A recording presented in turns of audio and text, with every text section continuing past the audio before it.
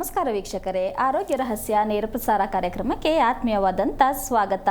ನಮ್ಮ ಹೆಚ್ಚಿನ ದುಃಖ ಸಂಕಟಗಳಿಗೆ ನಾವೇ ಕಾರಣರಾಗಿರುತ್ತೇವೆ ಅಂತ ಹೇಳ್ತಾ ಇವತ್ತಿನ ಕಾರ್ಯಕ್ರಮವನ್ನು ಪ್ರಾರಂಭ ಮಾಡೋಣ.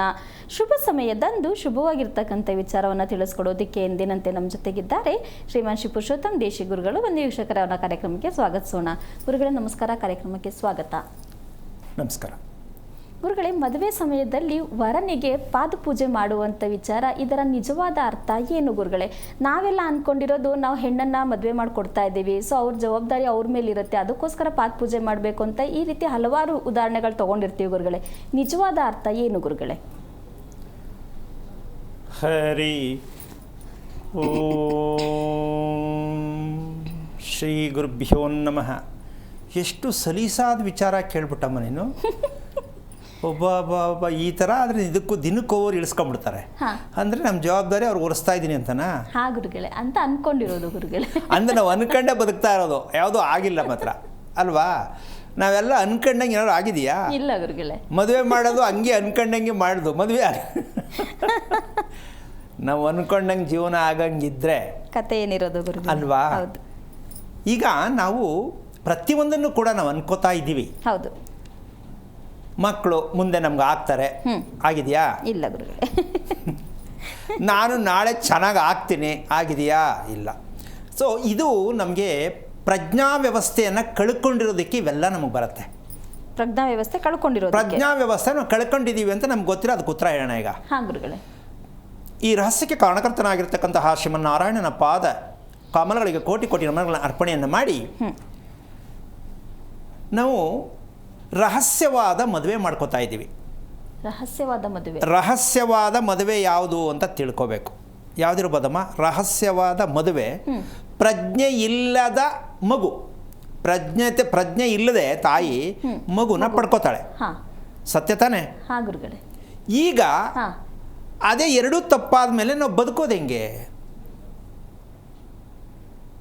ಸರಿನಾ? ಯೋಚನೆ ಮಾಡು. ಪ್ರಜ್ಞಾಸ್ಥಿತಿಯಲ್ಲಿಲ್ಲದ ಜನನ ಮಗು, ಆಯಿತಾ? ಮಗು ಕತೆ ಏನು? ಅದರ ರಿಪೇರಿ ಏನು? ರಿಪೇರಿ ಮಾಡೋರು ಯಾರು? ಮಗುನ ರಿಪೇರಿ ಮಾಡ್ಬೇಕಾ ಅಂತಾರಲ್ವಾ? ಹಾಗುರುಗಳೇ, ಏನು ರಿಪೇರಿ ಮಾಡೋದು? ಮಗು ಆಲ್ರೆಡಿ ರೆಡಿ ಆಗಿ. ಅದಕ್ಕೊಂದು ಸಣ್ಣ ಉದಾಹರಣೆ ಏನು ಅಂದರೆ, ಮಗು ಹುಷಾರು ತಪ್ಪಿದ್ರೆ ರಿಪೇರಿ ಯಾರಾಗಬೇಕು? ತಾಯಿ ಆಗಬೇಕು.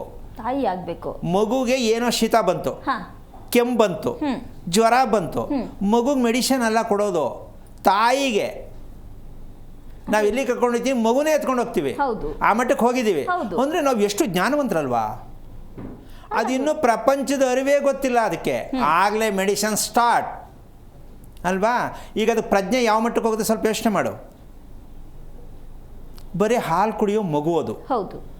ಆ ಮಗುಗೂ ಮೆಡಿಸಿನ್ ಕೊಡ್ತೀರಾ ಅಂದರೆ ಹಂಗನ್ಬಿಟ್ಟು ಜ್ವರ ಬಂದರೆ ಮನೇಲಿ ಮಡ್ಕೊಳಕ್ಕಾಯ್ತದ? ಮಡ್ಕೊಳ್ಳೋದಲ್ಲ, ನಾವು ಏನು ಮಾಡ್ಬೇಕಂತ ಗೊತ್ತಿರಬೇಕಲ್ಲ ಅಲ್ವಾ? ಸತ್ಯ ಒಪ್ಕೋಬೋದಲ್ಲ? ಮಗುವಿಗೆ ಪ್ರಾರಂಭದಲ್ಲೇ ಮೆಡಿಸಿನ್ ಶುರು, ಇನ್ನು ಅದಕ್ಕೆ ಅರೆ ಪ್ರಜ್ಞೆಯಲ್ಲೇ ಇರುತ್ತದು. ಆಮೇಲೆ ನೀವು 4 ಅಂದರೆ ಅದು 2 ಅಂತದೆ. ಆ ಮಟ್ಟಕ್ಕೆ ಮಗು ಬೆಳೆಸಿದ್ದೀವಿ, ತಗೊಂಡಿದ್ದೀವಿ ಅಲ್ವಾ? ಯಾಕೆ ಈ ವಿಚಾರ ಹೇಳ್ತೀನಿ ಅಂದರೆ, ವರಪೂಜೆ ಮಾಡಿದ್ರೆ ನನ್ನ ಜವಾಬ್ದಾರಿನ ಅಳಿನ ತಲೆ ಮೇಲೆ ಒರೆಸ್ಬಿಟ್ಟಿದ್ದೀನಿ, ಎಲ್ಲ ನನ್ನ ಜವಾಬ್ದಾರಿ ನೀನು ಒತ್ಕೊಂಡು ನನ್ನ ಮಗಳನ್ನ ಒತ್ಕೊಂಡು ಮೆರೆಸಪ್ಪ ಅಂತ ಅನ್ನೋದು ಆಗಿದೆಯೇನಮ್ಮ? ಇಲ್ಲ ಗುರುಗಳೇ. ಅಲ್ವಾ? ಏನು ಕೊಡೋಕ್ಕಾಗಿಲ್ಲ, ಏನು ಇಸ್ಕೊಂಡಿಲ್ಲ ಅವರು. ಹಾಗಿದ್ರೆ ನಿಜವಾದ ಅರ್ಥ ಏನು ಗುರುಗಳೇ? ಪಾದಪೂಜೆ ಯಾಕೆ ಮಾಡಬೇಕು ಅಂದರೆ ಅದನ್ನು ಕೇಳಿದ್ರೆ ನಗುನೂ ಬರುತ್ತೆ. ನಾವು ಇಷ್ಟು ದಡ್ಡತನವಾಗೂ ಶಾಸ್ತ್ರಗಳು ಮಾಡ್ತಾ ಇದ್ದೀವ ಅಂತ. ಪಾದಪೂಜೆ ಮಾಡೋದು ಸರಿನಾ ತಪ್ಪ? ಅದೆರಡರ ಮಧ್ಯೆ ಒಂದು ಸತ್ಯ ಇದೆ. ಪಾದಪೂಜೆ ಮಾಡುವುದು, ವರನ ಪಾದಪೂಜೆ ಮಾಡುವುದು ಸರಿನಾ ತಪ್ಪ? ಅದರ ಮಧ್ಯೆ ಒಂದು ಸತ್ಯ ಇದೆ, ಅದನ್ನ ಇವತ್ತು ಹೇಳೋಣ. ಅದು ಅಲ್ಲ ಇದು ಅಲ್ಲ, ಮತ್ತು ಇನ್ಯಾವುದು ಅದನ್ನೇ ಹೇಳಬೇಕಾಗಿರೋದು. ಏನಪ್ಪ ಇದು ದಿನಕ್ಕೊಂದೊಂದು ಥರ ಇರುತ್ತದಲ್ಲ ವಿಚಾರಗಳು ಅಂತಕ್ಕಂತಹ ಒಂದು ವಿಷಯ ಪ್ರತಿಯೊಬ್ಬರಿಗೂ ಸ್ವಲ್ಪ ಒಂದು ರೀತಿ ಖುಷಿ, ಒಂದು ರೀತಿಯಾಗಿ ಆಶ್ಚರ್ಯವಾದ ರೀತಿಯಲ್ಲಿ ಇರಬೇಕು ಅಂತಕ್ಕಂಥದ್ದೇ ನಾವು ಪ್ರತಿದಿನ ಹೇಳ್ತಾ ಇರ್ತಕ್ಕಂಥ ಒಂದು ವಿಚಾರ. ಜೊತೆಗಿದು ಒಂದು ಸಣ್ಣ ಸಮಸ್ಯೆಯಲ್ಲಿ ಸಿಕ್ಕಾಕೊಂಡಿದ್ದೀವಿ ನಾವು. ಸಮಸ್ಯೆನಲ್ಲಿ ಅದಕ್ಕೆ ಮುಂಚೆ ಒಂದು ವಿಷಯ ಹೇಳ್ಬಿಡ್ತೀನಿ. ರಹಸ್ಯವಾದ ಮದುವೆ ಅಂದರೆ ಯಾವುದು ಅಂತ ಹೇಳಲಿಲ್ಲ. ಆಮೇಲೆ ಸುಮಾರು ಜನ ಫೋನ್ ಮಾಡ್ತಾರೆ, ಹೇಳ್ಬಿಟ್ರು ಕೈ ಬಿಟ್ಬಿಟ್ರು ಗುರುಗಳು ಅಂತ ಅಲ್ವಾ? ಈಗ ಮಗುದ ವಿಷಯ ಗೊತ್ತಾಯ್ತು. ಹೌದು. ಈಗ ರಹಸ್ಯವಾದ ಮದುವೆ ಯಾವುದು ಅಂದರೆ ಅಪ್ಪ ಅಮ್ಮನಿಗೆ ಮದುವೆ ಬೇಡ ಮದುವೆ ಬೇಡ ಮದುವೆ ಬೇಡ ಅಂತ ಒಳಗಡೆ ಒಳ ಒಪ್ಪಂದ ಆಗಿರ್ತದೆ. ಹೌದಾ? ಆಗಿರುತ್ತಾ ಇಲ್ವಾ? ಈ ಒಳ ಒಪ್ಪಂದ ಅಪ್ಪ ಅಮ್ಮನ ಗೊತ್ತಿರಲ್ಲ. ಅವ್ರ ಪಾಪ ನನ್ನ ಮಗ ಯಾಕೋ ಮದುವೆಗೆ ಒಪ್ಕೊಂತಿಲ್ಲ, ಏನಾಗಿರ್ಬೋದು ಅಂತ ಶಾಸ್ತ್ರ ಕೇಳಕ್ ಹೋಗಿ 2 ವರ್ಷ ಸಂಕ್ರಾಂತಿ ಕಳೀಲಿ, ಎಕ್ಸಾಮ್ ಕಳೆದೋಗ್ಲಿ, ನಾನು ಇನ್ನೇನು ರೀಚ್ ಆಗ್ತಾ ಇದ್ದೀನಿ, ಹಿಂಗೆ ಹೇಳ್ಕೊಂಡು ಒಳ ಒಪ್ಪಂದದ ಮದುವೆ ರಹಸ್ಯ. ಹೌದಾ ಅಲ್ವಾ? ಅದು ಯಾವತ್ತೋ ಒಂದಿನ ಬ್ಲಾಸ್ಟ್ ಆಗತ್ತೆ, ಅದೇನೋ ಒಂದು ಆಗತ್ತೆ ಅಲ್ವಾ? ಈಗ ಆ ಮದುವೆಗೆ ನೀವು ಏನೇ ಅದಕ್ಕಿನ್ನೊಂದು ಹೆಸರು ಹೇಳ್ತಾರೆ ಇವರು, ಮದುವೆ ಹೆಂಗೆ ಲವ್ವಾ ಅರೇಂಜ್ ಅಂದರೆ ಲವ್ ಕಮ್ ಅರೇಂಜ್ ಅಂತೆ, ಇದು ಒಂದು ಸೇರಿಸ್ಕೊಂಡ್ಬಿಡ್ತಾರೆ. ಲವ್ ಕಮ್ ಅರೇಂಜು ಹೆಂಗಮ್ಮ ಇದು ಮ್ಯಾಜಿಕ್. ಲವ್ ಮಾಡಿ ಅರೇಂಜ್ ಮ್ಯಾರೇಜ್ ಮಾಡಿದ್ವಿ ಅಂತ ಹೆಂಗಾಯ್ತದು? ಲವ್ ಮಾಡ್ಕೊಂಡಿದ್ರು ನಾವು ಒಪ್ಕೊಂಡು ಮದುವೆ ಮಾಡಿದ್ವು ಅಂದರೆ ಡಿಫ್ರೆಂಟಾಗಿ ಆಗಿದೆ ಅಂತ. ಬರೇ ಅರೇಂಜ್ ಮದುವೆ ಒಂಥರ ಆದರೆ ಲವ್ ಕಮ್ ಅರೇಂಜು ಎಂತೆಂಥ ಟೆಕ್ನಿಕಲ್ ಆಗಿ ಮಾತಾಡ್ತೀವಿ, ಲೆಕ್ಕ ಹಾಕೊಳ್ಳಿ. ನೀನು ಹಿಂಗೆ ಬಂದರೂ ಅಷ್ಟೇ ತಪ್ಪು, ಹಂಗೆ ಬಂದರೂ ಅಷ್ಟೇ ತಪ್ಪು. ಹೌದಾ? ಅದನ್ನ ನಾವು ಸ್ವಲ್ಪ ಗ್ಯಾಸ್ಟ್ರಿಕ್ಕು ಸ್ವಲ್ಪ ಶುಗರ್ ಅಂದಂಗೆ ಬಂದಾಯ್ತಲ್ವಾ, ಸ್ವಲ್ಪ ಏನು ಜಾಸ್ತಿ ಏನು. ಹಾಗೆ ನಾವು ನುಣುಚ್ಕೊಳ್ಳೋದು ಜಾಸ್ತಿ. ಈ ನುಣುಚ್ಕೊಳ್ಳೋ ಅಭ್ಯಾಸ ಯಾಕೆ ಬಂತು ನಮಗೆ? ತಪ್ಪು ಯಾಕೆ ಒಪ್ಕೋತಾ ಇಲ್ಲ? ಈ ಪ್ರಶ್ನೆಗೆ ಉತ್ತರ ಬೇಕಾ ಬೇಡವಾ? ಖಂಡಿತ ಬೇಕು ಗುರುಗಳೇ. ಇಲ್ಲಿ 2 ರಸ್ತೆ ಇದೆ. ಏನು? ಒಂದು ಜ್ಯೋತಿಷ್ಯ ಕೇಳೋದು ಸರಿನಾ, ಇನ್ನೊಂದು ವಾಸ್ತುಶಾಸ್ತ್ರ ಅಂತಿದೆ, ಇದನ್ನ ನಂಬದ. ಈ ಸಮಸ್ಯೆ ಇದೆ ಅಂತ ಇಲ್ಲ? ಖಂಡಿತ ಇದೆ ಗುರುಗಳೇ, ಖಂಡಿತವಾಗ್ಲೂ ಇದೆ. ಈ ಕಡೆಗೆ ಹೋದ್ರೂ ತಪ್ಪು ಅಂತೀರಾ, ಈ ಕಡೆಗೆ ಹೋದ್ರೂ ತಪ್ಪು ಅಂತೀರಾ. ಬೇಡ, ನನ್ಗೆ ಹೇಳೋದು ಬೇಡ, ನೀವೇ ಯೋಚನೆ ಮಾಡಿ. ಜ್ಯೋತಿಷ್ಯ ಶಾಸ್ತ್ರ ಕೇಳಿ ಏನಾದ್ರು ಪಡ್ಕೊಳಕ್ಕಾಗಿದೆಯಾ? ಇಲ್ಲ, ಆಗಿಲ್ಲ. ವಾಸ್ತು ಮಾಡಿ ಏನಾದ್ರು ಪಡ್ಕೊಳಕ್ಕಾಗಿದೆಯಾ? ಇಲ್ಲ. ಮತ್ತು ಸರಿ ಯಾವುದು ತಪ್ಪು ಯಾವುದು? ಯಾವುದೂ ಸರಿ ಇಲ್ಲ, ಯಾವುದೂ ತಪ್ಪಿಲ್ಲ. ಇದೇ ನಮ್ಮ ಕಾರ್ಯಕ್ರಮದ ಗುಟ್ಟು. ಯಾವುದು ಸರಿಯಲ್ಲ, ಯಾವುದು ಸರಿ ಇಲ್ಲ, ಯಾವುದು ತಪ್ಪಲ್ಲ. ಮತ್ಯಾವುದು ಅಂದರೆ ನೀವು ತಿಳಿದೇ ಇರೋದೇ ಸತ್ಯ ತಿಳ್ಕೋಬೇಕು, ಅವತ್ತೇ ಅದು ಸತ್ಯ ಅಂತ ಗೊತ್ತಾಗೋದು. ಈ ಜ್ಯೋತಿಷ್ಯನ ವಾಸ್ತುನ ಅನ್ನೋದಕ್ಕೊಂದು ಪ್ರಶ್ನೆ, ಉತ್ತರ ಯಾವ್ದು ಗೊತ್ತಾ? ಪ್ರಕೃತಿಯ ಮಿಶ್ರಣವೇ ನಿಜವಾದ ಸತ್ಯ. ಪ್ರಕೃತಿಯ ಮಿಶ್ರಣ. ಈಗ ಪಂಚಧಾತುಗಳಿಂದ ನಮ್ಮ ದೇಹ ಆಗಿದೆ, ಹೌದಾ? ಭೂಮಿ ಕೂಡ ಪಂಚಧಾತುಗಳಿಂದ ಇದೆ, ಹೌದಾ? ಈ ಭೂಮಿ ಮಿಶ್ರಣ ಹೌದಾ ಅಲ್ವಾ? ಹೌದು ಗುರುಗಳೇ. ಹೌದಾ? ಈಗ ನಮ್ಮ ದೇಹ ಮಿಶ್ರಣ ಹೌದಾ ಅಲ್ವಾ? ಯಾಕೆ ಅಂದ್ರೆ ಹಿಟ್ಟು, ಉಪ್ಪಿಟ್ಟು, ಚಪಾತಿ, ರೊಟ್ಟಿ ಇದೆಲ್ಲ ಮಿಶ್ರಣ ತಾನೆ. ಈಗ ಭೂಮಿ ಮತ್ತೆ ನಮ್ಮ ದೇಹ 2 ಮಿಶ್ರಣವಾಗಿದೆ. ಈಗ ಇದು ಮಿಶ್ರಣ ಮಾಡ್ತಕ್ಕಂಥ ಸತ್ಯ ನಮ್ಮ ದೇಶಕ್ಕೆ ಇಲ್ಲಿವರೆಗೂ ಗೊತ್ತಾಗಿಲ್ಲ, ಗೊತ್ತಾಗೋದು ಇಲ್ಲ, ಮುಂದೂ ಆಗಲ್ಲ. ನಾವು ಒಪ್ಕೊಂಡಿದೀವಿ, ಪೀಸ್ ಮಾಡಿಬಿಟ್ಟಿದ್ದೀವಿ. ಹೆಂಡ್ತಿತ ಒಂದು, ಗಂಡಂತ ಒಂದು, ಇವೆರಡು ಒಂದಾದರೆ ಮಗು ಒಳ್ಳೆಯದಾಗತ್ತೆ. ಇದು ನಮಗೆ ಅರ್ಥವಿಲ್ಲದ ವಿಷಯ ಆಗೋಗಿದೆ, ಹೌದಾ ಅಲ್ವಾ? ಹೌದು ಗುರುಗಳೇ. ಮಿಶ್ರಣ. ನಮ್ಮ ದೇಹದಲ್ಲಿ ನಮಗೆ ಜನ್ಮ ಕೊಟ್ಟ ತಂದೆ ತಾಯಿ ಮಿಶ್ರಣವಾದ ಅಡುಗೆಯನ್ನು ಊಟ ಮಾಡಿ ಮಿಶ್ರಣವಾದ ರಾಸಾಯನಿಕವಾದ ವಿಚಾರ ದ್ರವವನ್ನು ನಮ್ಮ ದೇಹದಲ್ಲಿ ಅಡಕ ಮಾಡಿರ್ತಕ್ಕಂತಹ ನಮಗೆ ಉದ್ಭವ ಆಗುವಂತಹ ಬೀಜ ಉತ್ಪತ್ತಿ ಆಗೋದು ಅದರಿಂದಾನೇ. ಇಲ್ಲ, ಅದಲ್ಲೇ ಬಿಟ್ಟು ಭೂಮಿಗೆ ಬರ್ತೀವಿ, ಭೂಮಿನೂ ಏನೂ ನೋಡ್ತಾ ಇಲ್ಲ, ಅದಲ್ಲೇ ಬಿಟ್ಟು ದೇಹದ್ದು ಬಿಟ್ಟು. ಅದಕ್ಕೆ ದೇಹ ಮತ್ತು ಗುಹ ಅಂತ ಹೇಳ್ತಾರೆ. ದೇಹ ಭಗವಂತನ ಕೊಡುಗೆ. ಈ ಗುಹ ಅಂತಕ್ಕಂಥದ್ದು ನಾವೇ ನಿರ್ಮಾಣ ಮಾಡ್ತಕ್ಕಂತಹ ಮನೆ, ಅಂದರೆ ಗೃಹ ಅಂತ. ಅದಕ್ಕೆ ಗೇಹ ಅಂತಾರೆ. ದೇಹ ಗೇಹ ಅಂತಾರೆ. ದೇಹ ಭಗವಂತನ ಕೊಡುಗೆ, ಗೇಹ ಸ್ವತಂತ್ರವಾಗಿ ನಾವು ಮನೆ ನಿರ್ಮಾಣ ಮಾಡ್ತಾ ಇರೋದು. ಈ ಜ್ಯೋತಿಷ್ಯ ಶಾಸ್ತ್ರನೂ ಹಾಗೇನೆ. ಮನುಷ್ಯನ ಸ್ವತಂತ್ರವಾದ ಒಂದು ಬುದ್ಧಿವಂತಿಕೆಯಾಗಿದೆ ಜ್ಯೋತಿಷ್ಯ ಶಾಸ್ತ್ರ. ಇನ್ನೊಮ್ಮೆ ಹೇಳ್ಬಿಡ್ತೀನಿ, ಜ್ಯೋತಿಷ್ಯ ಶಾಸ್ತ್ರದ ಪೂರ್ಣ ಸತ್ಯ ಅವನ ವೈಯಕ್ತಿಕ, ಯಾವ ವ್ಯಕ್ತಿ ಹೇಳ್ತಾರೋ ಅವನ ವೈಯಕ್ತಿಕವಾಗಿರ್ತಕ್ಕಂತಹ ಶಾಸ್ತ್ರವಾಗಿದೆ, ಸ್ವತಂತ್ರವಾದ ಶಾಸ್ತ್ರವಾಗಿದೆಯೇ ವಿನಃ ಇದನ್ನು ನಾವು ಕೇಳಬೇಕು, ಕೇಳ್ತಾ ಇದ್ದೀವಿ ಅಂದರೆ ನೀವೇ ಡಿಸೈಡ್ ಮಾಡ್ಕೊಳ್ಳಿ, ಸರಿ ತಪ್ಪು ಅಂತ ನಿಮಗೆ ಬಿಡ್ತೀನಿ. ಜ್ಯೋತಿಷ್ಯ ಏನು? ಸ್ವತಂತ್ರವಾದ ಒಂದು ಶಾಸ್ತ್ರ, ಅದು ಅವ್ರ ವೈಯಕ್ತಿಕವಾದದ್ದು, ಪ್ರಕೃತಿಗನುಸಾರವಾಗಿ ಬರಲ್ಲ. ಅಲ್ಲಿ ಜ್ಯೋತಿಷ್ಯ ಪ್ರಕೃತಿ ಕೊಡಬೇಕು, ಪ್ರಕೃತಿಯನ್ನು ಹೇಳಬೇಕು. ಈ ದೇಹ ಹೇಗೆ ಸಂಗ್ರಹ ಆಗಿದೆ ಅಂದರೆ ತಾಯಿ ಹೊಟ್ಟೆಯಲ್ಲಿ ಹೇಗೆ ಸಂಗ್ರಹ ಆಗಿದೆ, ಅದರ ಇರ್ತಕ್ಕಂಥ ಅಂಶ ಎಷ್ಟು ಮಟ್ಟಕ್ಕೆ ಮಗು ತಗೊಂಡಿದೆ, ಇದನ್ನು ನಾವು ಹೇಳಬೇಕಾಗಿದ್ದು ಜ್ಯೋತಿಷ್ಯ ಶಾಸ್ತ್ರದಲ್ಲಿ. ಯಾರಾದರೂ ಹೇಳ್ತಾರನಮ್ಮ? ಇಲ್ಲ ಗುರುಗಳೇ, ಅದ್ರ ಬಗ್ಗೆ ಮಾತಾಡೋ ಗುರುಗಳೇ. ಒಬ್ರು ಕಾಲರ್ ರೆಡಿ ಇದ್ದಾರೆ. Hello hello hello hello. Ananthalakshmi ಅವರೇ, ನಾನು ಮಾತಾಡೋದು ಕೇಳಿಸ್ತಿದ್ಯಾ? ಹಾ, ಕೇಳಿಸ್ತಾ ಇದೆ. ನಮಸ್ತೆ. ನಮಸ್ತೆ ಅಮ್ಮ, ಯಾರ ಬಗ್ಗೆ ತಿಳ್ಕೊಬೇಕಿತ್ತು? ನನ್ನ ಮೊಮ್ಮಗಳ ಬಗ್ಗೆ ಕೇಳಬೇಕು. ಅವ್ರದ್ದು ನಕ್ಷತ್ರ ತಿಳಿಸಿ. ಸ್ವಾತಿ ನಕ್ಷತ್ರ. ಗುರುಗಳಿದ್ದಾರೆ, ಮಾತಾಡಿ. ಹಲೋ. ಹಾ, ಹಲೋ, ನಮಸ್ತೆ. ನಾರಾಯಣ, ಹೇಳಿಮ್ಮ. ಮೊಮ್ಮಗಳು ಅಂದರೆ ಯಾರು? ಮಗನ ಮಗಳ? ಮಗಳು. ಓಕೆ, ಎಷ್ಟು ವಯಸ್ಸು? ಅವಳು 9 ವರ್ಷ. ಏನಾಗಬೇಕಿತ್ತು? ಅವಳದು ಆರೋಗ್ಯ ಸರಿ ಇಲ್ಲ. ಓಕೆ, ನೀವೇನು ಓದಿದ್ದೀರಮ್ಮ? ನಾನು BA ಓದಿದ್ದೀನಿ. ಓಕೆ, ಮಗು ಆರೋಗ್ಯ ಸರಿ ಇಲ್ಲ ಅಂದರೆ ಈ ಎಲ್ಲ ಮಕ್ಕಳಿಗೂ ಈ ಸಮಸ್ಯೆ ಇದೆ ಅಂತೀರಾ, ಮತ್ತು ನಮ್ಮ ಮಕ್ಳಿಗೆ ಮಾತ್ರ ಇದೆ ಅಂತೀರಾ ನಿಮ್ಮ ಪ್ರಕಾರ? ಅದು ಎಲ್ಲರೂ ಇರುತ್ತೆ, ಬಟ್ ಇವಳು ಇನಿಕ್ಯೂ ಬೇಬಿ. 600 ಗ್ರಾಮ್ ಇತ್ತು ಹುಟ್ಟಿದ ಮಗು ಇದು. 600 ಗ್ರಾಮ್ ಇತ್ತು ಹುಟ್ಟಿದಾಗ. Okay okay okay. ಈಗ ನಿಮ್ಮ ಮಗುವಿನಲ್ಲಿ ತಿಳ್ಕೊಳ್ಬೇಕಾದಂಥ ಅಂಶ ಯಾವುದಪ್ಪ ಇದೆ ಅಂದರೆ, ಹಾ, ಕೇಳಿಸ್ತಾ ಇದೆಯಾ? ಹಾ, ಕೇಳಿಸ್ತಾ ಇದೆ, ಹೇಳಿ. ಹೊಟ್ಟೆ ಶುದ್ಧಿ ಇಲ್ಲದ ಕಾರಣ, ಹಾ, ಹೊಟ್ಟೆ ಶುದ್ಧಿ ಇಲ್ಲದ ಕಾರಣ ಆ ಮಗು ಸಿಕ್ಕಾಕೊಂಡಿದೆ. ಓ ಸರಿ. ಹಾ, ಈಗ ಅರ್ಥ ಆಯ್ತಾ ನಿಮಗೆ? ಗೊತ್ತಾಯ್ತು. ಅದಕ್ಕೆ ಏನು ಮಾಡಿ? ಒಂದು ನಿಮಿಷ ಕೇಳಿಸ್ಕೊಳ್ಳಿ. ಹಂಗೆ ಹೊಟ್ಟೆ ಶುದ್ಧಿ ಇಲ್ಲದ ಕಾರಣ ಆ ಮಗುವಿನಲ್ಲಿ ಯಾವ ರೀತಿ ಬೇಕಾದ್ರೂ ಸಮಸ್ಯೆಯಲ್ಲಿ ಯೂರಿನ್ಗೆ, ಮೋಷನ್ಗೆ, ನಿದ್ದೆಗೆ ಯಾವ ರೀತಿ ಬೇಕಾದ್ರೂ ಸಮಸ್ಯೆ ಸಿಕ್ಕಾಕೋಬೋದು. ಇದಕ್ಕೆ ಯಾವ ರೀತಿ ಆಹಾರವನ್ನು, ಮಗು ಹಾಲು ಕುಡಿತಾ ಇದೆಯಾ ಅಮ್ಮ ಹತ್ರ? ಎಷ್ಟು ವಯಸ್ಸು ಹೇಳಿದ್ದು ಮಗುಗೆ? 9 ವರ್ಷ. 9 ವರ್ಷ. ಓಕೆ, ಒಂದು ನಿಮಿಷ ಕೇಳಿಸ್ಕೊಳ್ಳಿ. ಮಗುಗೆ ಹಾಲು ಕೊಟ್ಟಿದ್ದು ಎಷ್ಟು? 1 ವರ್ಷನ 6 ತಿಂಗಳ? 1.5 ತಿಂಗಳು 2 ತಿಂಗಳು ಆದ್ಮೇಲೆ ಅವರು ಹಾಲು ಕೊಡಕ್ಕೆ ಶುರು ಮಾಡಿದ್ವಿ, ಎದೆ ಹಾಲನ್ನ ಮಗುಗೆ. ಎಷ್ಟು ಅವಾಗ? 1 ವರ್ಷ ಪೂರ್ತಿ ಕುಡಿಸಿದ್ರ ಇಲ್ವಾ? ಇಲ್ಲ, ಒಂದು 8 ತಿಂಗಳು ಕುಡಿಸಿದ್ರು, ಆಮೇಲೆ ಬೇಡ ಅಂತಂದ್ರು ಡಾಕ್ಟ್ರು. ಓಕೆ, ಈಗ ಮಗು ಊಟ ಮಾಡ್ತಕ್ಕಂಥ ಲೆಕ್ಕಾಚಾರದಲ್ಲಿ ನೀವು ತಿನ್ನಿಸ್ತೀರಾ, ಮಗು ತಿನ್ನುತ್ತಾ? ಅವಳು ಒಂದು ಚೂರು ತಿಂತಾಳೆ. ಈಗ ಅವ್ರ ಅತ್ತೆ ಇದ್ದಾರೆ, ಊಟ ಮಾಡಿಸ್ತಾ ಇದ್ದಾರೆ ದಿನಾಲುವೆ. ಇಲ್ಲಿ ಊಟ ಮಾಡಿಸೋದ್ರಲ್ಲಿ ಏನಾಗ್ತಾ ಇದೆ ಅಂದರೆ, ತುರ್ಕಿ ಗಾಣ ಕಪ್ಪು ಕೊಟ್ಟಂಗೆ ಕೊಡ್ತಾ ಇದ್ದಾರೆ. ಬೋಲ್ ಖಾಲಿ ಆಗಲಿ ಅಂತ ಊಟ ತಿನ್ನಿಸ್ತಾ ಇರೋದು ಮಗುಗೆ. ಅಮ್ಮ, ಅರ್ಥ ಆಯ್ತಾ ನಾನು ಹೇಳಿದ್ದು? ಹೌದು ಹೌದು, ಅದು ನಿಜ. ಈಗ ನೋಡಿ, ಈ ಜೀವಮಾನದಲ್ಲಿ ಇದಕ್ಕೆ ಪ್ರಪಂಚದಲ್ಲಿ ಡಾಕ್ಟ್ರೇ ಹುಟ್ಟಿಲ್ಲ ಇದಕ್ಕೆ, ಈ ಟ್ರೀಟ್ಮೆಂಟ್ಗೆ. ನೋಡಿ, ನಾವು ಕೂತಲ್ಲಿ ಯಾವ ಥರ ಹೇಳ್ತೀವಿ, ಬಟ್ಲು ಖಾಲಿ ಆಗಲಿ ಅಂತ ಖಾಲಿ ಮಾಡ್ತಾವ್ರೆ, ಅದು ಒಳಗಡೆ ಹೋಗಿ ಎಲ್ಲ ಜಾಮ್ ಆಗ್ತಾ ಇದೆ. ಸರಿ ಅಮ್ಮ, ಸತ್ಯ ಅರ್ಥ ಆಯ್ತಾ? ಗೊತ್ತಾಯ್ತು. ಅವಳು ತಲೆ ತಿರುಗಿ ಬಿದ್ಬಿಟ್ಲು ಇವಾಗ ಒಂದು ತಿಂಗಳಿಂದೆ ಸ್ಕೂಲಲ್ಲಿ.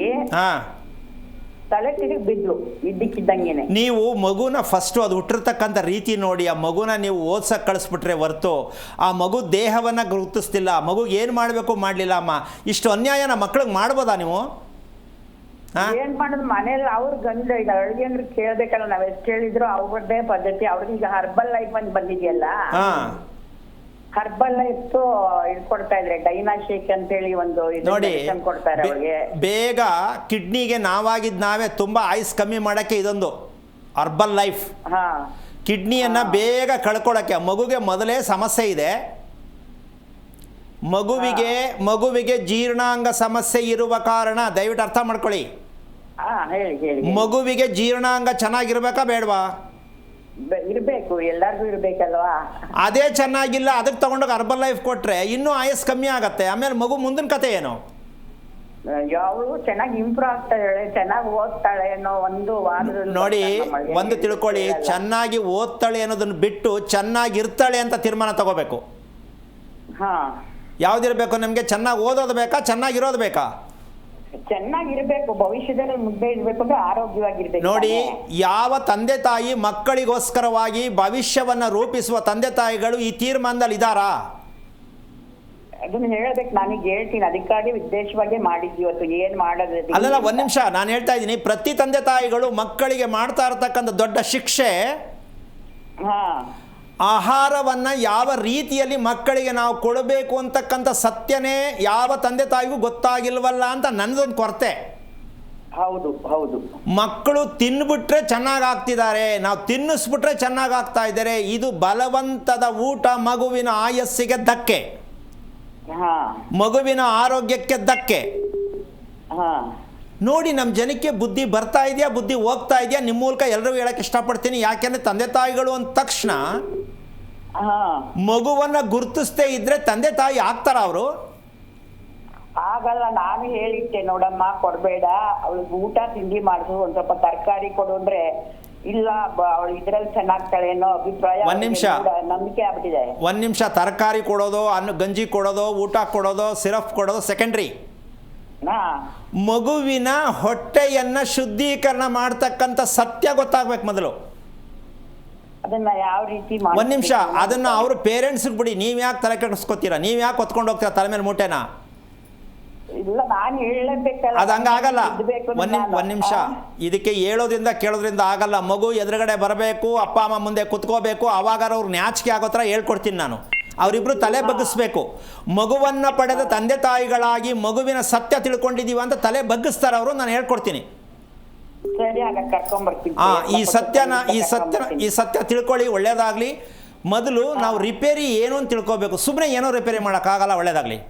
ಕರೆ ಮಾಡಿದ್ದಕ್ಕಾಗಿ ಧನ್ಯವಾದಗಳು ಮಾ. ಗುರುಗಳೇ, ಇನ್ನು ದೇಹ ಗೇಹ ಅನ್ನುವಂಥ ವಿಚಾರದ ಬಗ್ಗೆ ಮಾತನಾಡ್ತಿದ್ವಿ ಗುರುಗಳೇ. ಈಗ ಇದು ಸ್ವತಂತ್ರವಾಗಿರ್ತಕ್ಕಂತಹ ಲೆಕ್ಕ. ನಮ್ಮ ಕೈಯಲ್ಲಿ ಭಗವಂತ ಒಂದು ಕೊಟ್ಟಿದ್ದಾನೆ, ಭಗವಂತ ಒಂದು ಮಾಡಿಟ್ಟಿದ್ದಾನೆ. ಎಷ್ಟು ಚೆನ್ನಾಗಿ ಕೊಟ್ಟಿದ್ದಾನೆ ಲೆಕ್ಕ. ಹೌದು ಗುರುಗಳೇ. ಸೊ ನಾವು ಭಗವಂತ ಮಾಡಿರೋದಕ್ಕನ್ನು ಸರಿಯಾಗಿ ನೋಡ್ಕೋತಾ ಇಲ್ಲ, ಅರ್ಥ ಮಾಡ್ಕೋತಾ ಇಲ್ಲ. ನಮಗೆ ಸ್ವತಂತ್ರವಾಗಿ ಭಗವಂತ ಕೊಟ್ಟಿರೋದನ್ನೂ ನಾವು ಕರೆಕ್ಟಾಗಿ ತಿಳ್ಕೊತಾ ಇಲ್ಲ. ಸರಿನಾ ಇದು? ಅಲ್ವಾ? ಅದಕ್ಕೆ ಒಂದು ಸಣ್ಣ ಉದಾಹರಣೆ ಏನಪ್ಪ ಅದು ಅಂದರೆ, ಒಂದು ಚಿತ್ರವನ್ನು ತೋರಿಸೋಣ. ಆ ಚಿತ್ರದಲ್ಲಿ ನೋಡಿದ ಮೇಲಾರು ಏನಾದ್ರು ಅರ್ಥ ಆಗತ್ತಾ ಜನಕ್ಕೆ? ಸ್ವಲ್ಪ ಕಣ್ಣು ದೃಷ್ಟಿ ಇಟ್ಟು ದಯವಿಟ್ಟು ಚಿತ್ರ ನೋಡಬೇಕು. ಇದನ್ನು ನೋಡಿದಾಗ ನಿಮ್ಗೆ ಆಶ್ಚರ್ಯ ಕೂಡ ಆಗತ್ತೆ. ಇದು ಮನುಷ್ಯನ ಮರದಲ್ಲಿ ಮಾಡಿರ್ತಕ್ಕಂಥ ಮನುಷ್ಯನ ಚಿತ್ರ.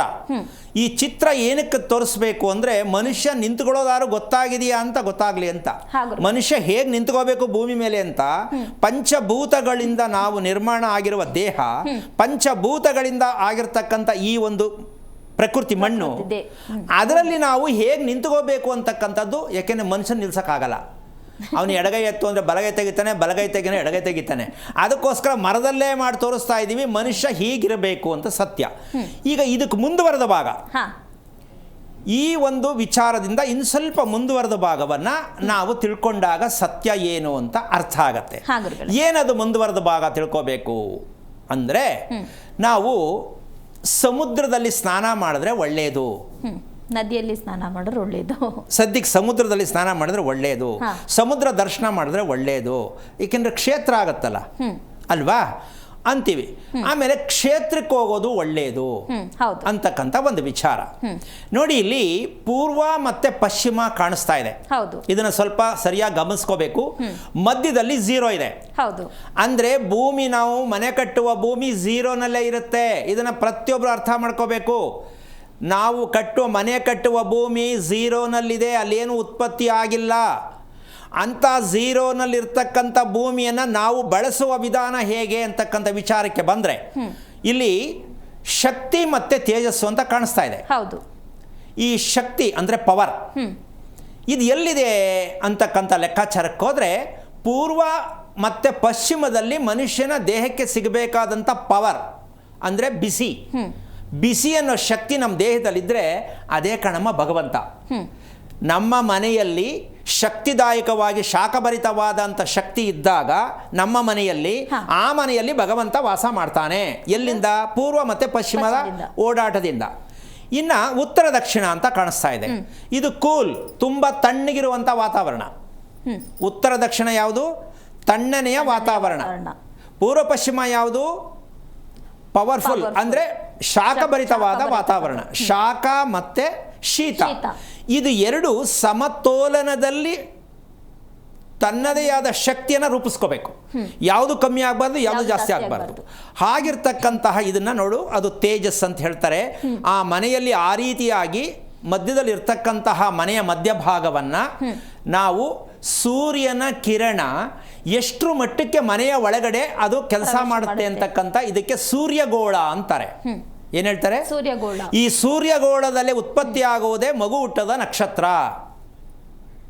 ಈ ಗೋಳ ಸುತ್ತಾ ಇದೆ ನೋಡಮ್ಮ, ಅದು ಆರೋ ಮಾರ್ಕ್ ಹಾಕಿದಾರಲ್ಲ, ಇದು ಮನೆಯಲ್ಲಿ ಉತ್ಪತ್ತಿಯಾಗುವಂಥ ತರಂಗಗಳು ಯಾವ ರೀತಿ ಸುತ್ತಾ ಇದೆ, ಅದರ ಶಕ್ತಿನೇ ನಮಗೆ ಮನೆಯಲ್ಲಿ ಇರ್ತಕ್ಕಂಥವ್ರಿಗೆ ಶಕ್ತಿ ಕೊಡ್ತಕ್ಕಂಥದ್ದು. ಅಂದರೆ ಶೀತನೂ ಆಗಬಾರ್ದು, ಉಷ್ಣನೂ ಆಗಬಾರ್ದು, ಸಮಶೀತೋಷ್ಣ ಸಮತೀಷ್ಣ ವಲಯದಲ್ಲಿ ನಾವು ಭಾರತ ದೇಶನ ಹೆಂಗೆ ಮೂಪಡನ್ನು ಓದಿದೀವೋ ಹಾಗೆ ನಾವು ಮನೆ ಕಟ್ಟತಕ್ಕಂಥ ವಿಚಾರದಲ್ಲಿ ನಾವು ಎಷ್ಟು ಮಟ್ಟಕ್ಕೆ ತಿಳ್ಕೋಬೇಕು ಅಂತ ಯೋಚಿಸಬೇಕು.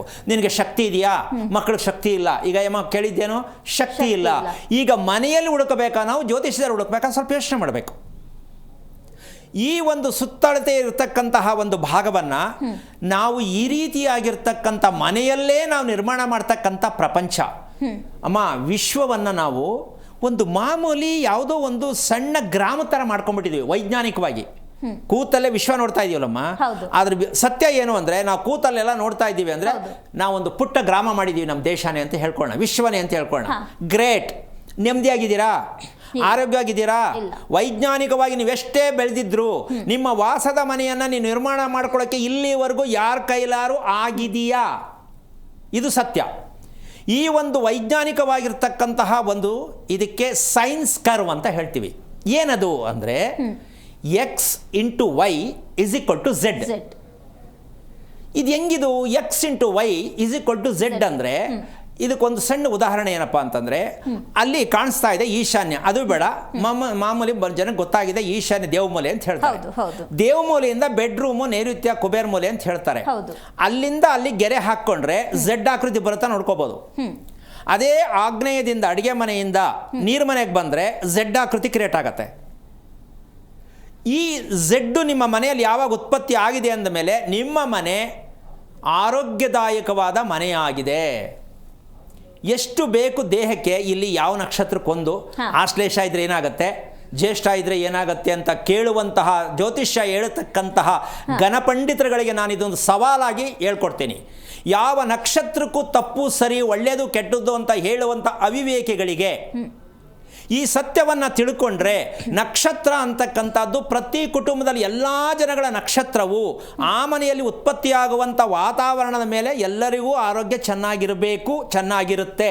ಹೊಟ್ಟೆ ಹಸು ಆಗಬೇಕು, ಕರೆಕ್ಟ್ ಟೈಮ್ ಹೊಟ್ಟೆ ಹಸು ಆಗುತ್ತೆ, ಕರೆಕ್ಟಾಗಿ ನಿದ್ದೆ ಬರಬೇಕು, ಕರೆಕ್ಟಾಗಿ ನಿದ್ದೆ ಬರುತ್ತೆ. ಈಗ ನಾವು ಮಾತ್ರೆ ತೊಗೊಂಡು ನಿದ್ರೆ ಬರ್ಸ್ಕೊತಾ ಇದ್ದೀವಿ, ಮಕ್ಕಳಿಗೂ ಅದನ್ನೇ ತೋರಿಸ್ತಾ ಇದ್ದೀವಿ. ಇನ್ನೂ ತೋರಿಸಿಲ್ಲ, ತೋರಿಸ್ಬಹುದೇನೋ, ಇಷ್ಟು ಸಾಕು ಅಂತ ಅನ್ಕೋತೀನಿ. ಈಗ ಈ ಸುತ್ತ ಇರತಕ್ಕಂಥ ಒಂದು ಚಿತ್ರವನ್ನು ನೋಡಿದಾಗ ಇದರಲ್ಲಿ ಏನೋ ಒಂದು ಗಮನಕ್ಕೆ ಬಂದಿರುತ್ತೆ ಅಂತ ಅನ್ಕೋತೀನಿ. ಏನು ಬಂದಿರ್ಬೋದು ಇವಾಗ? ನಮ್ಮ ಮನೆಯಲ್ಲಿ ಸುತ್ತುವಂತಹ ಆ ಒಂದು ವೃತ್ತಾಕಾರದಲ್ಲಿರ್ತಕ್ಕಂತಹ ತರಂಗಗಳು ಈಗ ಅದರಿಂದ ನಮಗೆ ತುಂಬ ಒಳ್ಳೇದಾಗತ್ತೆ ಅಂತ ಇಲ್ಲಿವರೆಗೂ ಮಾತಾಡ್ದು. ಹೌದು. ಅದಕ್ಕೆ ನಾವೊಂದು ಇನ್ನೊಂದು ಇದಕ್ಕೆ ಸ್ವಲ್ಪ ಮುಂದಕ್ಕೆ ಹೋದರೆ ಎಲ್ರಿಗೂ ಆಶ್ಚರ್ಯಕರವಾದ ವಿಚಾರ ಆಗಬಹುದು. ಏನು ಅಂದರೆ ನಾವು ಏನಿದು ಇಷ್ಟೊಂದು ಆಶ್ಚರ್ಯ ಇದೆಯಾ ಅಂತಕ್ಕಂಥ ವಿಷಯ ಸತ್ಯ ಇವತ್ತು ಅರ್ಥ ಆಗಬೇಕು. ನಾವು ಪ್ರಪಂಚವೆಲ್ಲ ಭೂಪ್ರದಕ್ಷಿಣೆ ಅಂತಾರೆ. ಭೂಪ್ರದಕ್ಷಿಣೆ ಮಾಡ್ಕೊಂಬಂದ್ರೆ ತುಂಬ ಒಳ್ಳೆಯದು ಅಂತಾರೆ. ಒಂದು ವಿಚಾರ ಯಾರು ಮಾಡೋಕ್ಕಾಗಿಲ್ಲ. ಸಮುದ್ರ ಸ್ನಾನ ಮಾಡಿದ್ರೆ ಒಳ್ಳೆಯದು ಅಂತಾರೆ. ಕಾಶಿ ಅನ್ನುವ ಕ್ಷೇತ್ರ ಹೋಗಿ ದರ್ಶನ ಮಾಡಿದ್ರೆ ಒಳ್ಳೆಯದು ಅಂತಾರೆ. ಹೌದಾ? ಇದೆಲ್ಲವೂ ನಮ್ಮ ಮನೆಯಲ್ಲೇ ಇದೆ. ಎಲ್ಲವೂ ಮನೆಯಲ್ಲೇ ಇದೆ. ಕಾಶಿ ಕ್ಷೇತ್ರ ನಮ್ಮ ಮನೆಯಲ್ಲೇ ಇದೆ. ಸಮುದ್ರ ನಮ್ಮ ಮನೆಯಲ್ಲೇ ಇದೆ. ಕ್ಷೇತ್ರ ನಮ್ಮ ಮನೆಯೇ ಆಗಿದೆ. ಮಾಡ್ಕೊಳ್ಳಿಲ್ಲ ಕ್ಷೇತ್ರ ಆಗಿರಲ್ಲ. ಹೌದಾ? ಇದಿಷ್ಟು ನಮ್ಮ ಮನೆಯಲ್ಲೇ ಇದೆ ಅಂದ ಮೇಲೆ ನಮ್ಮಲ್ಲಿ ಯಾಕೆ ರಹಸ್ಯಕರವಾದ ಮದುವೆ ಆಗತ್ತೆ ಅನ್ನೋದಕ್ಕೆ ಕ್ವಶನ್ ಆನ್ಸರ್ ಬೇಕು. ಯಾವ ಅಪ್ಪ ಅಮ್ಮನೂ ರಹಸ್ಯ ಮಾಡ್ಕೊಂತ ಹೇಳಲ್ಲ, ಸಾಧ್ಯನೇ ಇಲ್ಲ. ಎರಡನೇದು, ಮಗು ಈಗ ಹೇಳಿದ್ರು 7 ತಿಂಗಳಿಗೆ ಏನೋ ಈ ರೀತಿ ಹುಟ್ಟಿತು ಅಂತ. ಈ ರೀತಿಯಾಗಿ ಜನನವಾಗ್ತಾ ಇರ್ತಕ್ಕಂಥ ಸಮಸ್ಯೆಗಳು ಈಗ ಜಾಸ್ತಿ ಆಗ್ತಾ ಇದೆಯಾ ಇಲ್ವಾ? ಖಂಡಿತ ಆಗ್ತಿದೆ ಗುರುಗಳೇ. ಇದಕ್ಕೆಲ್ಲ ಕಾರಣ ನಮ್ಮ ಮನೆ ಅಂತ ಯಾಕೆ ನಾವು ಇನ್ನೂ ಒಪ್ಕೊಂಡಿಲ್ಲ ಅಂತ ನನ್ನ ಪ್ರಶ್ನೆ. ಆ ಪ್ರಶ್ನೆಗೆ ಇವತ್ತು ಉತ್ತರ ಕೊಡೋಣ.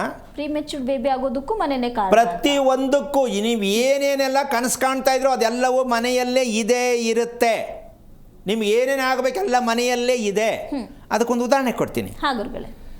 ತಾಯಿ ಮತ್ತು ತಂದೆ ಇಲ್ಲಿ ಮಕ್ಕಳಿಗೆ ಒಳ್ಳೇದಾಗಬೇಕು ಅಂತ ತಂದೆ ತಾಯಿ ಅಪೇಕ್ಷೆ.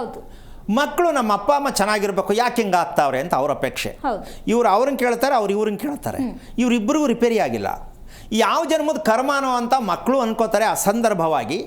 ತಂದೆ ತಾಯಿನೂ ಅಕಸ್ಮಾತಾಗಿ ಅನ್ಕೋತಾರೆ ಯಾವ ಜನ್ಮದ ಕರ್ಮಾನೋ ಅಂತ. ಇದು ಯಾವ ಜನ್ಮದರೆ ಆಗ್ರಿ, ಜನ್ಮದ್ದೋ ಈ ಜನ್ಮದ್ದೋ, ಒಟ್ಟಿನಲ್ಲಿ ಕರ್ಮ ಅಂತ ಗೊತ್ತಾಯ್ತು. ಈಗ ಇದಕ್ಕೆ ನಿವಾರಣೆಗೆ ನಾವೇನು ಮಾಡ್ಕೋಬೇಕು ಅಂತ ಮಾಡ್ಕೊಂಡಿದ್ದೀವಿ ಅಂತ ಅನ್ಕೋತೀಯಮ್ಮ ನೀನು? ನಿಜಕ್ಕೂ ಇಲ್ಲ ಗುರು. ಅಪ್ರಾಣೆ ಇಲ್ಲ, ಗೊತ್ತಿಲ್ಲ. ಯಾಕೆ ಅಂದರೆ ಆ ಸತ್ಯ ಇವತ್ತು ಹೇಳ್ಬಿಡೋಣಲ್ಲ. ಏನಪ್ಪ ಅದು ಅಂದರೆ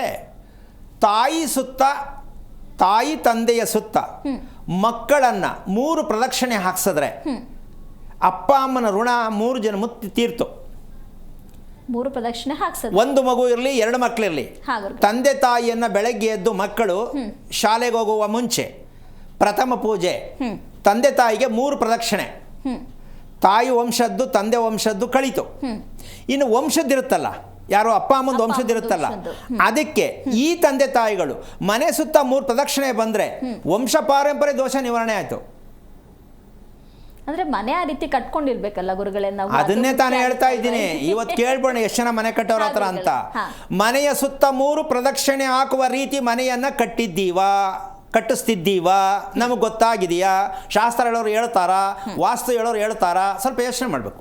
ಮಾತಾಡೋಣ ಗುರುಗಳೇ. ಮತ್ತೊಬ್ರು ಕಾಲರ್ ಇದ್ದಾರೆ. ಹಲೋ ಹಲೋ, ಭೂಮಿಕಾ ಅವರೇ, ಯಾರ ಬಗ್ಗೆ ತಿಳ್ಕೊಬೇಕಿತ್ತು? ನನ್ನ ಮಗನ ಬಗ್ಗೆ. ಅವ್ರದ್ದು ನಕ್ಷತ್ರ ತಿಳಿಸಿ.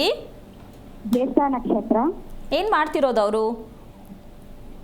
7 ತಿಂಗಳ ಮಗು. ಓಕೆ, ಗುರುಗಳಿದ್ದಾರೆ, ಮಾತಾಡಿ ಮಾ. ಹಲೋ, ಹರಿ ಓಂ ಗುರುಗಳೇ. ನಾರಾಯಣ, ಹೇಳಮ್ಮ. ನನ್ನ ಮಗ 7 ತಿಂಗಳು, ನಕ್ಷತ್ರ ಬಗ್ಗೆ ತಿಳ್ಕೋಬೇಕು. ಜ್ಯೇಷ್ಠ ನಕ್ಷತ್ರ. ಇದೇ ಮೊದಲನೇ ಮಗುನಾ? ಇದೇ ಮೊದಲನೇ ಮಗು. ಎಷ್ಟು ವರ್ಷ ಆಯ್ತು ಮದುವೆ ಆಗಿ? ನಮ್ದು ಇನ್ನ 1.5 ವರ್ಷ ಆಗೈತೆ. ಓಕೆ, ಗಂಡು ಮಗುನಾ ಹೆಣ್ಣು ಮಗುನಾ? ಗಂಡು ಮಗು. ನಿಮ್ಮ ಮನೆ ಸ್ವಂತದ್ದಾ? ಸ್ವಂತದ್ದು. ಮನೆ ಸುತ್ತೋ ಥರ ಇದೆಯೇನಮ್ಮ ನಿಮ್ಮ ಮನೆ? ಸುತ್ತೋ ಥರ ಇದೆಯಾ? ಸುತ್ತೋ ಥರ ಐತೆ. ಕಾಂಪೌಂಡ್ ಇದೆಯಾ? ಕಾಂಪೌಂಡ್ ಇಲ್ಲ. ಯಾಕೆ? ಪ್ಲೇಸ್ ಕಂಡೈತೆ. ಒಂದು ನಿಮಿಷ, ಕಾಂಪೌಂಡ್ ಯಾಕೆ ಹಾಕಿಲ್ಲ? ಪ್ಲೇಸ್ ಇಲ್ಲ. ಅಲ್ಲಮ್ಮ, ಕಾಂಪೌಂಡ್ ಏನಕ್ಕೆ ಹಾಕಿಲ್ಲ ಅಂದೆ? ಸುತ್ತೋ ಥರ ಐತೆ ಗುರುಗಳೇ, ಕಾಂಪೌಂಡ್ ಹಾಕಿಲ್ಲ. ಸ್ವಲ್ಪ ಪ್ಲೇಸಲ್ಲೇ ಮನೆ ಕಟ್ಕೊಂಡಿದ್ದಾರೆ. ಸರಿಮ್ಮ, ಕಾರಣ ಏನು? ಕಾಂಪೌಂಡ್ ಹಾಕ್ತಾ ಇರೋದು ಕಾರಣ ಏನು? ಜಾಗ ಇಲ್ವಾ, ದುಡ್ಡಿಲ್ವಾ, ಸಮಯ ಇಲ್ವಾ? ಜಾಗ ಇಲ್ಲ ಗುರುಗಳೇ. ಸರಿ, ಮನೆ ಕಟ್ಟಿ ಎಷ್ಟು ವರ್ಷ ಆಯಿತು? 15 ವರ್ಷ ಆಗೈತೆ. ಓಕೆ, ನಿಮ್ಮ ಮನೆ ಅಡುಗೆ ಮನೆ ಮಾಡ್ತೀವಮ್ಮ? ಅಡುಗೆ ಮಾಡ್ತಿರಲ್ಲಮ್ಮ ನೀವು? ಮಾಡ್ತೀವಿ ಗುರುಗಳೇ. ಆ ಅಡುಗೆ ಮನೆ ಮುಂದೆ ಇರ್ತಕ್ಕಂಥದ್ದು ಮೆಟ್ಲಿದೆಯಾ, ಅಥವಾ ಲೆಟ್ರಿನ್ ಫಿಟ್ ಇದೆಯಾ, ಅಥವಾ ನಾಯಿ ಕಟ್ಟೋ ಗೂಡಿದೆಯಾ? ಯಾವುದಿದೆ? ನಿಮ್ಮ ಅಡುಗೆಯ ಮನೆಯ ನೇರದಲ್ಲಿ ಅಗ್ನಿ ಮೂಲೆ ಅಂತ ಹೇಳ್ತಾರೆ ಅದನ್ನು. ಏನು ಇಲ್ಲ ಗುರುಗಳೇ. ಅಲ್ಲಿ ಜಾಗ ಎಷ್ಟಿದೆಯಮ್ಮ? ಅಡುಗೆ ಮನೆ ಮುಂದೆ ಜಾಗ ಎಷ್ಟಿದೆಯಮ್ಮ? ಜಾಗ ಎಷ್ಟಿದೆ? ಎಷ್ಟಡಿ ಇದೆ? ಇದು 4 ಅಡಿ ಇರುತ್ತೆ ಗುರುಗಳೇ. ಸುಮ್ಮನೆ ಪ್ಲೇಸ್ ಬಿಟ್ಕೊಂಡಿವಿ, ಒಂದು ರೂಮ್ ತರ ಅಷ್ಟೇ. ರೂಮ್ ಏನಕ್ಕದು? ಹಲೋ, ಅಡುಗೆ ಮನೆ ಮುಂದೆ ರೂಮ್ ಮಾಡಿದ್ದೀರಾ? ಅಲ್ಲ ಗುರುಗಳೇ, ಮುಂದೆ ಅಡಿಗೆ ಮನೆ ಆದ್ಮೇಲೆ ಹಾಲ್ ಐತಾ, ಇನ್ನ ಮುಂದೆ ಪ್ಲೇಸ್ ಐತಿ. ಓಕೆ, ನೀವು ಮೆಟ್ಲು ಹಾಕಿಲ್ವಾ ಮನೆಗೆ? ಮೆಟ್ಲಿಲ್ಲ ಗುರುಗಳೇ. ಮೆಟ್ಲು ಹಾಕಿಲ್ವಾ? ಇಲ್ಲ. ಓಕೆ, ಯಾವ ಊರು ನಿಮ್ಮದು? ಚಳಿಕೇರಿ, ಚಿತ್ರದುರ್ಗ ಗುರುಗಳೇ, ಚಿತ್ರದುರ್ಗ ಡಿಸ್ಟ್ರಿಕ್ಟ್. ಅಲ್ಲಿ ಲೆಟ್ರಿನ್ ಫಿಟ್ ಎಲ್ಲಿ ಮಾಡಿದ್ದೀರಾ? ಫಿಟ್ಟು ಭೂಮಿಕಾ ಅವರೇ, ಇಲ್ಲ ನಿಮ್ಮ ಯಜಮಾನ್ರಿಗೆ ಫೋನ್ ಕೊಡಿ, ಅವರೇ ಮಾತಾಡಲಿ. ಅವ್ರು ಮಾತಾಡಂಗಿಲ್ಲ. ಲೆಟ್ರಿನ್ ಫಿಟ್ ಎಲ್ಲ ಹಾಕಿದ್ದೀರಮ್ಮ? ಗುರುಗಳೇ, ಕಿಚನ್ ಇರುತ್ತಲ್ಲ, ಕಿಚನ್ ಇಂದ ಈ ಕಡೆ ಸೈಡ್. ನಾನು ಹೇಳಿದ್ದೇನು ನಿನಗೆ? ಅದನ್ನೇ ಅವಾಗಿಂದ ಕೇಳಿದ್ದು. ಅಡುಗೆ ಮನೆ ಲೈನಲ್ಲಿ ಏನು ತಪ್ಪು ಮಾಡಿದ್ದೀರಾ ನೋಡ್ಕೊಳ್ಳಿ ಅಂತ ಕೇಳಿದ್ದೆ. ಅದು ಆ ಲೈನಲ್ಲಿ ಇಲ್ಲ. ಇದು ಲೆಟ್ರಿನ್ ರೂಮು ಈ ಕಡೆ ಸೈಡ್ ಐತೆ, ಇನ್ನೊಂದು ಸೈಡ್. ಅಮ್ಮ, ಒಟ್ಟಿನಲ್ಲಿ ಅಡುಗೆ ಮನೆಗೆ ಹೋದ ಲೈನಲ್ಲೇ ಬರುತ್ತೆ ತಾನೇ ಅದು? ಬಲಕ್ಕೋ ಮುಂದಕ್ಕೋ ಬರುತ್ತೆ ತಾನೇ ಅದು? ಇಲ್ಲ ಗುರುಗಳೇ, ಬರಂಗಿಲ್ಲ. ಪಕ್ಕ ಸೈಡಾಗಿ ಬರುತ್ತೆ. ಪಕ್ಕದ ಸೈಡು ಅಂದರೆ ಯಾವುದಕ್ಕೂ? ದಕ್ಷಿಣ ಹೇಳ್ತಿದ್ದಾರೆ ಅನ್ಸುತ್ತೆ ಗುರು. ಅಮ್ಮ, ಅಡುಗೆ ಮನೆ ಬಲಕ್ಕೆ ಬರುತ್ತಾ, ಅಡುಗೆ ಮನೆ ಮುಂದಕ್ಕೆ ಬರುತ್ತಾ? ತೂರ್ಪು. Okay, hello. ಅಡುಗೆ ಮನೆ ಮುಂದಕ್ಕೆ ಬರುತ್ತಾ ಬಲಕ್ಕೆ ಬರುತ್ತಾ ಅಂತ ಕೇಳ್ತೀನಿ. ಬೆಳಕ ಬರುತ್ತೆ. ಅದನ್ನು ದಕ್ಷಿಣ ಆಗ್ನೇಯ ಅಂತಾರೆ. ಸುಖವನ್ನು ಅನುಭವಿಸ್ತಾ ಇರತಕ್ಕಂತಹ ಒಂದು ನಿಮ್ಮ ಕುಟುಂಬ ಅಂದರೆ ಎಲ್ಲ ಐತೆ, ನೆಮ್ಮದಿ ಇಲ್ಲ, ಎಲ್ಲ ಐತೆ, ಖುಷಿ ಇಲ್ಲ, ಎಲ್ಲ ಐತೆ, ಆರೋಗ್ಯ ಇಲ್ಲ. ಆರೋಗ್ಯ ಏನು ಅಂದರೆ ಊಟ ಮಾಡೋದು ಕರಗಲ್ಲ. ಅರ್ಥ ಆಯ್ತಾ? ಅರ್ಥ ಆಯ್ತು ಗುರುಗಳೇ. ನೀವು ಗಂಡ ಹೆಂಡತಿ ಊಟ ಮಾಡಿದ್ದು ಕರೆಕ್ಟಾಗಿ ಕರಗೇ ಇಲ್ಲ. ಇದು ಒಳ್ಳೆಯ ಸಂತಾನ, ಇದಕ್ಕೆ ದೈವ ಸಂತಾನ ಅಂತಾರೆ. ಒಳ್ಳೆಯ ಸಂತಾನ ಅಂದರೆ ಯಾವುದು? ದೈವ ಸಂತಾನ. ದೈವ ಸಂತಾನ ಯಾವುದು ಅಂದರೆ ನಮಗಿನ್ನೂ ಗೊತ್ತೇ ಇಲ್ಲ. ಅದೇ ದೇವ್ರಿಗೆ ಅರ್ಕೆ ಕಟ್ಕೊಂಡ್ರೆ ಬರ್ತದೆ, ದೇವ್ರ ಪೂಜೆ ಮಾಡಿದ್ರೆ ಬರುತ್ತೆ, ಉಪವಾಸ ಇದ್ರೆ ಬರುತ್ತೆ ಅಂತ ತಿಳ್ಕೊಂಡಿದ್ದೀವಿ ನಾವು. ಹೌದು. ತಂದೆ ತಾಯಿಯಲ್ಲಿ ಜೀರ್ಣಶಕ್ತಿ ಚೆನ್ನಾಗಿರ್ತಕ್ಕಂತಹ ಶಕ್ತಿ ಇದ್ದರೆ ಒಳ್ಳೆಯ ಮಗು ಹುಟ್ಟತ್ತೆ. ತಂದೆ ತಾಯಿಗೆ ಜೀರ್ಣಶಕ್ತಿ ಚೆನ್ನಾಗಿಲ್ಲದ ಕಾರಣ ಹುಟ್ಟುವ ಮಗು ಈ ರೀತಿ ಅವಶನಾಗೋದು ಅಥವಾ ತುಂಬ ಬೇಗ ಹುಟ್ಟೋದು, ಅದರಿಂದ ಬಿದ್ದು ಸಿಕ್ಕಾಬಿಡೆ ದುಡ್ಡು ಖರ್ಚು ಮಾಡೋದು. ಈ ಸಮಸ್ಯೆ ಒಂದು ದಿನದಲ್ಲಮ್ಮ, ಜೀವನ ಪರ್ಯಂತ ಅನುಭವಿಸ್ಬೇಕು. ಇದಕ್ಕೆ ರಿಪೇರಿ ಹೆಂಗೆ ಮಾಡೋದು? ಒಂದು 3 ಅಡಿ ಅಗಲ, ಒಂದು 5 ಅಡಿ ಆಳ ಇರತಕ್ಕಂತಹ ಒಂದು ಲೆಟ್ರಿನ್ ಫಿಟ್ಟು ಇಡೀ ಮನೆ ವಂಶ ಎಲ್ಲ ನಾಶ ಮಾಡುವಂಥ ಮಟ್ಟಕ್ಕೆ ಇರುತ್ತೆ ಅಂತ ನಮ್ಮ ಜನಕ್ಕೆ ಯಾಕೆ ಅರ್ಥ ಆಗಿಲ್ಲ? ಎಲ್ಲೋ ಅನುಕೂಲಕ್ಕೆ ತಕ್ಕಂಡೆ ಗುಡ್ಡಿ ತೊಡ್ಬಿಡೋದು. ಅಮ್ಮ ಅರ್ಥ ಆಯ್ತಾ ನಾನು ಹೇಳಿದ್ದು? ಅರ್ಥ ಆಯ್ತು ಗುರುಗಳೇ. ನಿಮ್ಮ ಗಂಡ ಹೆಂಡತಿಗೆ ಊಟ ಮಾಡಿದ್ದೆ ಕರೆಕ್ಟಾಗಿ ಡೈಜೆಷನ್ ಆಗಲ್ಲ, ಕರೆಕ್ಟ್ ಟೈಮ್ಗೆ ಹಸುವಾಗಲ್ಲ, ಕರೆಕ್ಟ್ ಟೈಮ್ಗೆ ಊಟ ಮಾಡಲ್ಲ, ಯಾಕೆ ಬೇಕಿತ್ತಮ್ಮ ಮಗು ಅಂತ ನಾನು ಕೇಳೋಕ್ಕಾಗಲ್ಲ, ಆದರೂ ಕೇಳ್ಬಿಟ್ಟಿದ್ದೀನಿ. ಹಿಂಗೆಲ್ಲ ಮಾಡ್ಕೊಂಡು ಬಲವಂತಕ್ಕೆ ಮಗು ಮಾಡ್ಕೊಂಡು, ಬಲವಂತಕ್ಕೆ ಮದುವೆ ಮಾಡ್ಕೊಂಡು, ಬಲವಂತಕ್ಕೆ ಮನೆ ಕಟ್ಬಿಟ್ಟು ಯಾವ ಪುರುಷಾರ್ಥಕ್ಕೆ ಬದುಕಬೇಕು ಹೇಳಿ? ಇದಕ್ಕೆ ರಿಪೇರಿ ಪ್ರಪಂಚದಲ್ಲಿ ಯಾರ ಕಾಲು ಹೇಳೋಕ್ಕಾಗಲ್ಲ. ಹೇಳಿಲ್ಲ, ಹೇಳೋದು ಇಲ್ಲ, ಗೊತ್ತಿಲ್ಲ. ಈ ಸತ್ಯ ತಿಳ್ಕೊಂಡಿದ್ಯಾ? ನಿಮ್ಮ ಗಂಡ ಹೆಂಡತಿ ಇಬ್ಬರು ಕೂತ್ಕೊಂಡು ಮೊದಲು ಮನೆಯಲ್ಲಿ ಆಗಿರ್ತಕ್ಕಂಥ ತಪ್ಪುಗಳನ್ನು ಸರಿ ಮಾಡೋಕ್ಕೆ ಪ್ರಯತ್ನ ಮಾಡಿ. ಏನೋ ಒಂದು ಮನೆ ಕಟ್ಕೊಂಡ್ಬಿಡ್ಬೇಕು ಅಂತ ಮನೇಲಿ ವಾಸ ಮಾಡಬೇಡಿ. ಮನೆ ಹೇಗೋ ಇರಬೇಕು ಅಂತ ಬಯಕೆ ಮಾಡಬೇಡಿ. ಮನೆ ಹೀಗೆ ಇರಬೇಕು ಅಂತಕ್ಕಂಥ ಶಾಸ್ತ್ರೀಯ ಪದ್ಧತಿಯಲ್ಲಿ ತಿಳ್ಕೊಳ್ಳೋಕೆ ಪ್ರಯತ್ನ ಮಾಡ್ರಮ್ಮ. ಆತಂಕದಲ್ಲಿ ಬದುಕೋದು ಬೇಡ ತಾಯಿ, ಯೋಚನೆ ಮಾಡಬೇಡ, ಮೊದಲು ತಿಳ್ಕೊ. ಮಗುನೂ ರಿಪೇರಿ, ನೀವು ರಿಪೇರಿ ಆಗ್ತೀರಾ, ಒಳ್ಳೆಯದಾಗಲಿ. ಗುರುಗಳೇ, ನೀವು ಆವಾಗಲೇ ಹೇಳಿದ್ರಿ, ಒಬ್ಬರಿಗೆ ಲಾಸ್ಟ್ ಕಾಲರಿಗೆ ಹೇಳಿದ್ರಿ, ನೀವು ಎಲ್ಲವೂ ಇದ್ದು ಏನೂ ಇಲ್ಲದಂತೆ ಇರಬೇಕಾಗುತ್ತೆ ಅನ್ನುವಂಥದ್ದು. ಈ ರೀತಿ ತುಂಬ ಜನ ಇರ್ತಾರೆ ಗುರುಗಳೇ. ಇದಕ್ಕೆ ಮನೆಯೇ ಕಾರಣ ಆಗಿರುತ್ತೆ ಅಂತ ಹೇಳ್ತೀರಾ ಗುರುಗಳೇ, ಅಥವಾ ಪೂರ್ವಜನ್ಮದ್ದು ಅಂತ ನೀವು ಹೇಳಿದ್ರೆ ಅದು ಕಾರಣ ಆಗಿರುತ್ತಾ ಗುರುಗಳೇ? ಇಲ್ಲಿ ಒಂದು ವಿಷಯ, ಈಗ ಮನೆ ಅಂತಕ್ಕಂಥದ್ದನ್ನು ನಾವು ಎಷ್ಟು ಮಟ್ಟಿಗೆ ಗುರುತಿಸ್ತಾ ಇದ್ದೀವಿ, ಗುರುತಿಸಿವಿ ಅಂತಕ್ಕಂಥ ದೇವರಿಗೂ ಮಾತಾಡೋದು. ಹೌದು. ಹಾಗಂತ ಇವತ್ತೊಂದಿನಕ್ಕೆಲ್ಲ ಮುಗಿದೋಗಲ್ಲ. ಇದು ಈ ಫೌಂಡೇಶನ್, ಮನೆಯ ಒಂದು ಪಾಯ ಅಂತ ನಾವೇನು ಹೇಳ್ತೀವೋ ಆ ಪಾಯದಲ್ಲಿರುವಂತಹ ಉಪಾಯ ಇದು. ಪಾಯದಲ್ಲಿರುವ ಉಪಾಯ. ಪಾಯದಲ್ಲೇ ಉಪಾಯ ಇಲ್ಲ. ನಾವು ಮನೆ ಕಟ್ಟಿದ ಮೇಲೆ ಉಪಾಯ ಮಾಡಕ್ಕೆ ಹೋಗ್ತೀವಿ, ಹಿಂಗೆ ಮಾಡಿದ್ರೆ ಹೆಂಗೆ, ಹಂಗೆ ಮಾಡಿದ್ರೆ ಹೆಂಗೆ ಅಂತ ಅಲ್ವಾ? ಹೌದು. ನಾವು ಉಪಾಯ ಎಲ್ಲಿ ಮಾಡಬೇಕು? ಪಾಯದಲ್ಲಿ ಮಾಡಬೇಕು. ಪಾಯದಲ್ಲಿ ಉಪಾಯ ಮಾಡಬೇಕು. ಉಪಾಯ ಮಾಡೋಕ್ಕೆ ಗೊತ್ತಿರಬೇಕು, ಇಲ್ಲ ಹೇಳ್ಕೊಡ್ಬೇಕು, ಇಲ್ಲ ಅದಾಗದೇ ಇರೋ ಕೆಲಸ. ಯಾಕೆ ಅಂದರೆ ಎರಡೂ ಇಲ್ಲ. ಹೇಳ್ಕೊಡೋಕ್ಕೂ ಇಲ್ಲ, ಕೇಳ್ಕೊಳ್ಳೋಕ್ಕೂ ಇಲ್ಲ, ತಿಳ್ಕೊಳ್ಳೋಕ್ಕೂ ಇಲ್ಲ. ಇದು ಸಮಸ್ಯೆ. ಅದಕ್ಕೋಸ್ಕರವಾಗಿ ಜ್ಯೋತಿಷ್ಯ ಶಾಸ್ತ್ರನ, ವಾಸ್ತುಶಾಸ್ತ್ರನ ಕ್ವಶನ್ ಮಾರ್ಕ್ ಎರಡು ಹಂಗೆ ಇಟ್ಕೊಂಡು ಒಂದು ಮ್ಯಾಪ್ ಮಾಡ್ಕೊಂಡು ಮನೇಲಿ ಇಟ್ಕೊಂಬಿಡಿ. ಇದು ಸರಿನಾ, ಇದು ಸರಿನಾ, ಯಾವುದೂ ಸರಿ ಇಲ್ಲ. ಯಾಕೆ ಅಂದರೆ ಇದ್ರ ಮಧ್ಯ ನಾವು ತಿಳ್ಕೊಳ್ಳೋದೇ ಸತ್ಯ. ಹೌದಲ್ವಾ? ಮಿಶ್ರಣ, ನಮ್ಮ ಜೀವನದಲ್ಲಿ ಗಂಡ ಹೆಂಡತಿ ಮಿಶ್ರಣ ಅಲ್ವಾ? ಈಸಿಯಾಗಿ ಅರ್ಥ ಆಗಲಿ ಅಂತ. ಈಗ ಕಾಲು ತೊಳೆಯೋ ವಿಚಾರಕ್ಕೆ ಒಂಚೂರು ಟಿಪ್ಸ್ ಕೊಟ್ಬಿಡೋಣ. ಹೇಳ್ಬಿಡಿ ಗುರುಗಳೇ, ಅದು ಬೇಕೇ ಬೇಕು. ಕಾಲು ತೊಳಿತಾ ಇರೋದು ತಿಳ್ಕೊಂಡಿದ್ದೀವಾ ಅಂತ ನೀನು ಜವಾಬ್ದಾರಿನ ತೆಗೆದು, ಮೂಟೆ ತೆಗೆದು ಅವ್ರ ಕೈಲಿ ಒರೆಸ್ಬಿಡ್ತಾರೆ ಹೆಣ್ಣೋರ ಅಪ್ಪ ಅಂತ ನಿನ್ನ ಪ್ರಕಾರ. ನಾನು ಒತ್ಕೊಂಡಿದ್ದೆ ಇಲ್ಲಿ ಗಂಟ, ನೀನು ಒತ್ಕಪ್ಪ ಅಂತ. ಒತ್ಕೊಂಡವನ ಇಲ್ಲ ಗುರುಗಳೇ. ಒತ್ಕೊಳ್ಳೋದು ಗೊತ್ತಿದೆಯಾ? ಒರೆಸಕ್ಕೆ ಅದು ಗೊತ್ತಿರಬೇಕಲ್ಲ. ಹೌದು. ಹೊರೆನ ಇನ್ನೊಬ್ರಿಗೆ ಒರೆಸಕ್ಕೆ ಗೊತ್ತಿರಬೇಕಲ್ಲ, ಅದು ಉಪಾಯನೇ. ಇಲ್ಲಿ ಹೊರೆ ಅನ್ನೋದಕ್ಕಿಂತ ಹೆಚ್ಚಾಗಿ ಜವಾಬ್ದಾರಿ ಅಂತ ಹೇಳ್ತಾರೆ. ಏನು ಜವಾಬ್ದಾರಿ? ಕನ್ಯಾದಾನವನ್ನು ಮಾಡ್ತಕ್ಕಂತಹ ಸತ್ಯವಾದ ವಿಚಾರ. ಮದುವೆಗೆ ಹೆಣ್ಣು ಗಂಡು ಸಿದ್ಧತೆಯಾಗುವುದಕ್ಕೆ ಒಂದು ಪರೀಕ್ಷೆ ನಡಿಬೇಕು. ಏನು? ಹೆಣ್ಣು ಗಂಡು ಸಿದ್ಧತೆಯಾಗಿ ಅಂದರೆ ಮದುವೆಗೆ ಸಿದ್ಧತೆ ಆಗೋದಕ್ಕೆ ಒಂದು ಪರೀಕ್ಷೆ ನಡಿಬೇಕು. ಏನು? ಹೆಣ್ಣು ಹೃದಯ,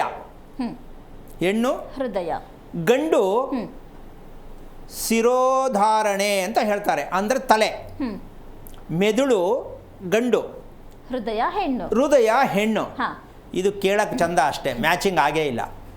ನೀವು ಫಸ್ಟ್ ಪೂರ್ತಿ ಹೇಳ್ಬಿಡಿ ಗುರುಗಳೇ. ಇದು ಕೇಳಕ್ಕೆ ಚಂದ ಅಲ್ವಾ? ಅದು ಮಾಮೂಲಿ ಸುಮ್ಮನೆ ಹಿಂಗೆ ತೋರಿಸ್ಬಿಟ್ರೆ ಅತ್ತಾನೆ ತೋರಿಸೋದು ನಾವು. ಅದೇನೋ ಹಂಗೆ ತೋರಿಸ್ತಾರೆ, ಹೃದಯ ಎಲ್ಲದೆ ಅಂತ. ಇಲ್ಲಿ ಈ ಎರಡನ್ನ ಮಿಶ್ರಣ ಆಗಬೇಕು ಅಂತ ತಲತಲಾಂತರದಿಂದ ನೋಡ್ಕೊಂಡು ಬಂದಿದ್ದೀವಿ. ಅದು ಹೇಳ್ಕೊಡೋಕ್ಕೆ ಗೊತ್ತಿಲ್ಲ ಅವ್ರಿಗೇನೆ. ಮೆದುಳು ಮತ್ತು ಹೃದಯ. ಮೆದುಳು ಅನ್ನೋದು ಗಂಡು, ಹೃದಯ ಅನ್ನೋದು ಹೆಣ್ಣು. ಇವು ಇಬ್ಬರನ್ನು ಸೀರೆನೂ ಪಂಚನೂ ಗಂಟಾಕ್ತಾರೆ. ಹೌದು. ಎಂಥ ಬುದ್ಧಿವಂತರಲ್ವಾ? ಈ ಗಂಟಾಕೋದು ಎಲ್ಲಿವರೆಗೂ? ಮದುವೆ ಪೂರ್ತಿ ಆಗೋರ್ಗು ಇರ್ತದ? ಇಲ್ಲ. ಜೊತೆಲಿ ಕೂತಿರೋದು ಎಲ್ಲಿವರೆಗೂ? ಮದುವೆ ಮುಗಿಯೋವರೆಗೂ. ಮುಗಿತಾ ಮೇಲೆ ಅದು ಆ ಕಡೆನೇ, ಇದು ಈ ಕಡೆನೇ. ಸೀರೆ ಒಂದು ಕಡೆ, ಪಂಚ ಒಂದು ಕಡೆ ಅಲ್ವಾ? ಇದು ಹಾಸ್ಯಾಸ್ಪದವಾಗಿರ್ತಕ್ಕಂಥ ಸತ್ಯ ಆದರೂ ಕೂಡ ಇದರಲ್ಲಿ ತಿಳಿಬೇಕಾದದ್ದು ಬೇಕಾದಷ್ಟು ಅಘೋರವಾಗಿರ್ತಕ್ಕಂಥ ಒಂದು ಸತ್ಯ ಅಡಗಿದೆ ಇದರಲ್ಲಿ. ಇದಕ್ಕೇನು ಮಾಡಬೇಕು? ಯಾಕಿಲ್ಲಿ ಹೆಣ್ಣನ್ನು ಹೃದಯ ಮಾಡಿದ್ರು ಅಂದರೆ, ಪ್ರಥಮದಲ್ಲಿ ಆಗುವ ಋತುಮತಿಯ ಸಮಯದಲ್ಲಿ ಪ್ರಥಮ ಋತುಮತಿಯಾದ ಹೆಣ್ಣಿಗೆ ಮೊದಲನೆಯ ನಾವು ಪಾಠವನ್ನು ಹೇಳಿಕೊಡಬೇಕು. ಋತುಮತಿಯಾದ ಹೆಣ್ಣಿಗೆ ತಾಯಿಯಾದವಳು ಕೊಡುಗೆಯನ್ನು ಕೊಡಬೇಕು. ಏನು ಕೊಡುಗೆ? ಹೃದಯದ ಕೊಡುಗೆ. ಹೇಗೆ? ಅದರ ಸತ್ಯ ಏನು ಅಂದರೆ, ಹೃದಯವನ್ನು ಶುದ್ಧಿ ಮಾಡುವ ವಿಧಾನವನ್ನು ಹೇಳಿಕೊಡ್ಬೇಕು. ಹೃದಯವನ್ನು ಶುದ್ಧಿ ಮಾಡುವ, ಹೆಣ್ಣಿಗೆ ಹೃದಯವನ್ನು ಶುದ್ಧಿ ಮಾಡುವ ಒಂದು ಪರಿಪಾಠವಿದೆ. ಎಲ್ಲಿ, ಯಾರಿಂದ, ಯಾವಾಗ, ಹೆಂಗೆ ಎಲ್ಲ ಪ್ರಶ್ನೆಲೇ ಇದೆ ಗುರುಗಳೇ ಅಲ್ವಾ?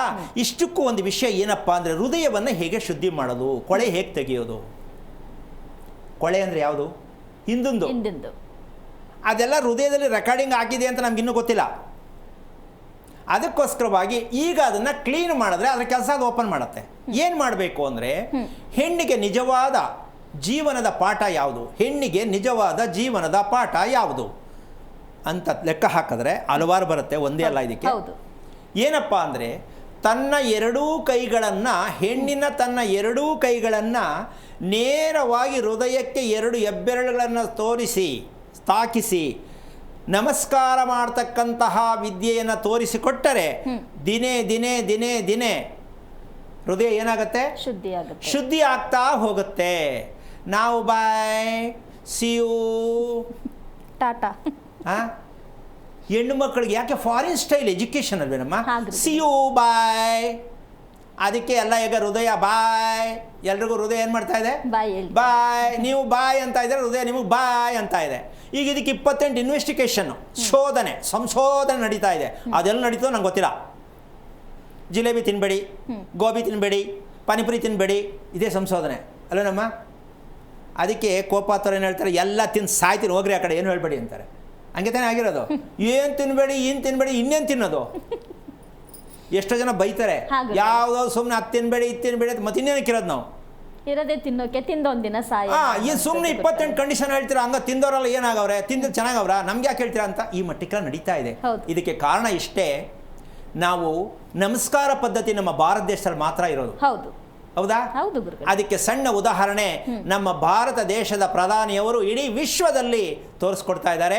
ನಾವು ಶೇಕ್ ಹ್ಯಾಂಡ್ ಕೊಡೋ ಜನ ಅಲ್ಲ, ಎರಡು ಕೈ ಎತ್ತಿ ಮುಗಿಯುವಂಥ ನಮಸ್ಕಾರ ಮಾಡುವ ಪದ್ಧತಿ ನಮ್ಮ ಭಾರತ ದೇಶದ್ದು ಅಂತ ನಮ್ಮ ಪ್ರಧಾನಮಂತ್ರಿಗಳು ಇಡೀ ವಿಶ್ವಕ್ಕೆ ಒಂದು ದೊಡ್ಡ ಪಾಠವನ್ನು ಹೇಳ್ಕೊಡ್ತಾ ಇದ್ದಾರೆ ಅಂತ ನಮ್ಮ ಜನಕ್ಕಿನ್ನೂ ಅರ್ಥ ಆಗಿಲ್ಲ. ಯಾಕೆ ಅರ್ಥ ಆಗೋದೂ ಇಲ್ಲ, ಯಾಕೆಂದ್ರೆ ಒಳ್ಳೇದು ಯಾವುದು ಹೋಗಲ್ಲ ನಮಗೆ. ಹೌದು ಗುರುಗಳೇ. ಮಾತಾಡೋಣ ಗುರುಗಳೇ, ಕಾಲರ್ ಇದ್ದಾರೆ. ಹಲೋ ಹಲೋ ಅಮ್ಮ, ಯಾರ ಬಗ್ಗೆ ನಮಸ್ತೆ ಅಮ್ಮ, ಯಾರ ಬಗ್ಗೆ ತಿಳ್ಕೊಬೇಕಿತ್ತು? ನಮ್ಮನವ್ರ ಬಗ್ಗೆ ತಿಳಿಬೇಕಿತ್ತಮ್ಮ. ಅದು ನಮ್ಮನವರು ಶ್ರೀನಿವಾಸ್ ಅಂತ. ಅವ್ರದ್ದು ಸಿಂಹರಾಶಿ ಮಕ ನಕ್ಷತ್ರ ಅಮ್ಮ. ನಿಜವಾಗ್ಲೂ ಗುರುಗಳ ಕೋಟಿ ಕೋಟಿ ನಮಸ್ತೆಗಳು ಗುರುಜಿ. ಹೇಳಿಮ್ಮ, ಏನು ವಿಶೇಷ? ನೀವು ಕಲಿಯುಗದ ಬೃಹಸ್ಪತಿ ಗುರುಜಿ. ನಿಜವಾಗ್ಲೂ ಏನೇನು ತಿಳ್ಕೊಳ್ಳೋದಂತಿದೆ. ನಾವಿನ್ನು ನೀವು ಮೊದ್ಲೇ ಯಾಕೆ ಸಿಕ್ಲಿಲ್ಲ ನಮ್ಗೆ, ನಮ್ಮ ಮಕ್ಳಿಗೆಲ್ಲ ಒಂದ್ ಪಾಠ ಆಗ್ಬೋದಿತ್ತು ಅಂತ ತುಂಬಾನೇ ಖುಷಿ ಆಗುತ್ತೆ, ಮತ್ತೆ ಇದಾಗುತ್ತೆ ಗುರುಜಿ. ಏನ್ ಮಾಡ್ತೀರಾ, ಪ್ರಪಂಚ ಯಾವ ಮಟ್ಟಕ್ಕೆ ಹೊರಟಾಗ್ತಾ ಇದೆ ಅಲ್ವಾ? ಹಲೋ, ಬರ್ಬಿಟ್ಟಿದ್ದಾರೆ ಗುರುಜಿ. ಯಾಕೆಂದ್ರೆ ಯಾರಿಗೆ ಆಗ್ಲಿ ಸತ್ಯ ಸಿಗ್ತಾ ಇಲ್ಲ. ನಿಜ ನಿಜ. ಅಲ್ಲ, ಸತ್ಯ ಹೇಳಿದ್ರು ಕೇಳೋಕೆ ಇಂಟ್ರೆಸ್ಟ್ ಇಲ್ಲ ಗುರುಜಿ ಅವ್ರಿಗೆಲ್ಲ, ಜನಗಳಿಗೆ. ಹೌದು ಹೌದು ಹೌದು, ದುಡ್ಡು ಮಾಡಬೇಕು, ದುಡ್ಡು. ಅಲ್ಲ, ಅನ್ಯಾಯದ ದುಡ್ಡು ಯಾವತ್ತಿದ್ರು ಅಂತಾರೆ. ಅಂದ್ರೆ ಈಗ ಕಾಲನೇ ಅನ್ಯಾಯದ್ದೇ ಇದು ಕಲಿಯುಗದಲ್ಲಿ ಅಂತ ಹೇಳ್ತಾರಲ್ಲ ಗುರುಜಿ. ನಾವು ಅದೇ ತರ ಮೋಸ ಹೋಗಿ ಸಂಕಟ ಪಡ್ತಾ ಇದ್ದೀವಿ. ಓಕೆ, ಈಗ ಏನಾಗ್ಬೇಕಮ್ಮ? ಅದು ನಮ್ಮನೆಯವರು ಮಕ ನಕ್ಷತ್ರ ಸಿಂಹರಾಶಿ. ಎಷ್ಟು ವಯಸ್ಸು ನಿಮ್ಮ ಯಜಮಾನರಿಗೆ? ವಯಸ್ಸೆಷ್ಟು? ನಮ್ಮನೆಯವರು 69 ಆಗಿತ್ತು ಗುರುಜಿ. ಅವ್ರು ನೋಡಿ ನೀವು ಹೇಳ್ತಿರಲ್ಲ ಶನಿವಾರ ಅಮಾವಾಸ್ಯೆಯಲ್ಲಿ ಹುಟ್ಟಬಾರ್ದು ಅಂತ, ಅದೇ ತರ ಹುಟ್ಟಿ ಅವರು ಕೊರೋನಾ ಹೋಗ್ಬಿಟ್ರು. ಅವ್ರು ಅವಾಗ ಹೋಗಿದ್ದು ಅಮಾವಾಸ್ಯೆ ಶನಿವಾರ ಗುರುಜಿ. ಎಷ್ಟು ಕರ್ಮ ಇರ್ಬೋದು ಅಂತ. ಕರ್ಮ ಅಲ್ಲಮ್ಮ, ಅದು ಸಂದೇಶ ತಾಯಿ. ಏನ್ ಸಂದೇಶ ಗುರುಜಿ? ಅಲ್ಲ, ಒಂದ್ ನಿಮಿಷ. ಹುಟ್ಟಿದ ಅಮಾವಾಸ್ಯೆ ಸತ್ತಿದ್ದ ಅಮಾವಾಸ್ಯೆ ಅಂದ್ರೆ ನೀವು ತಿಳ್ಕೊಳ್ಳಿಲ್ಲ. ಅಮಾವಾಸ್ಯೆ ಹುಡ್ತಾಗಲೂ ತಿಳ್ಕೊಳ್ಳಿಲ್ಲ ಅಪ್ಪ ಅಮ್ಮ. ನೀವು ಮದುವೆ ಆದ್ಮೇಲಾರು ನನ್ನ ಗಂಡ ಯಾವಾಗ ಹುಡ್ತಾನೆ ಅಂತ ನೀವು ತಿಳ್ಕೊಳ್ಳಿಲ್ಲ. ಅದೆಲ್ಲ ಗೊತ್ತೇ ಇಲ್ಲ ಗುರುಜಿ. ಒಂದು ನಿಮಿಷ, ಅದಕ್ಕೆ ನೀವು ಯಾಕೆ ಅಳಬಾರ್ದು. ಯಾಕೆಂದ್ರೆ ಇದನ್ನ ಯಾರು ಹೇಳ್ಕೊಡ್ತಾ ಇಲ್ಲ ತಾಯಿ. ಅಮಾವಾಸ್ಯೆಯಲ್ಲಿ ಹುಟ್ಟಿದ್ರೆ ಏನು, ಹೌದು ಗುರುಜಿ, ಹೌದು.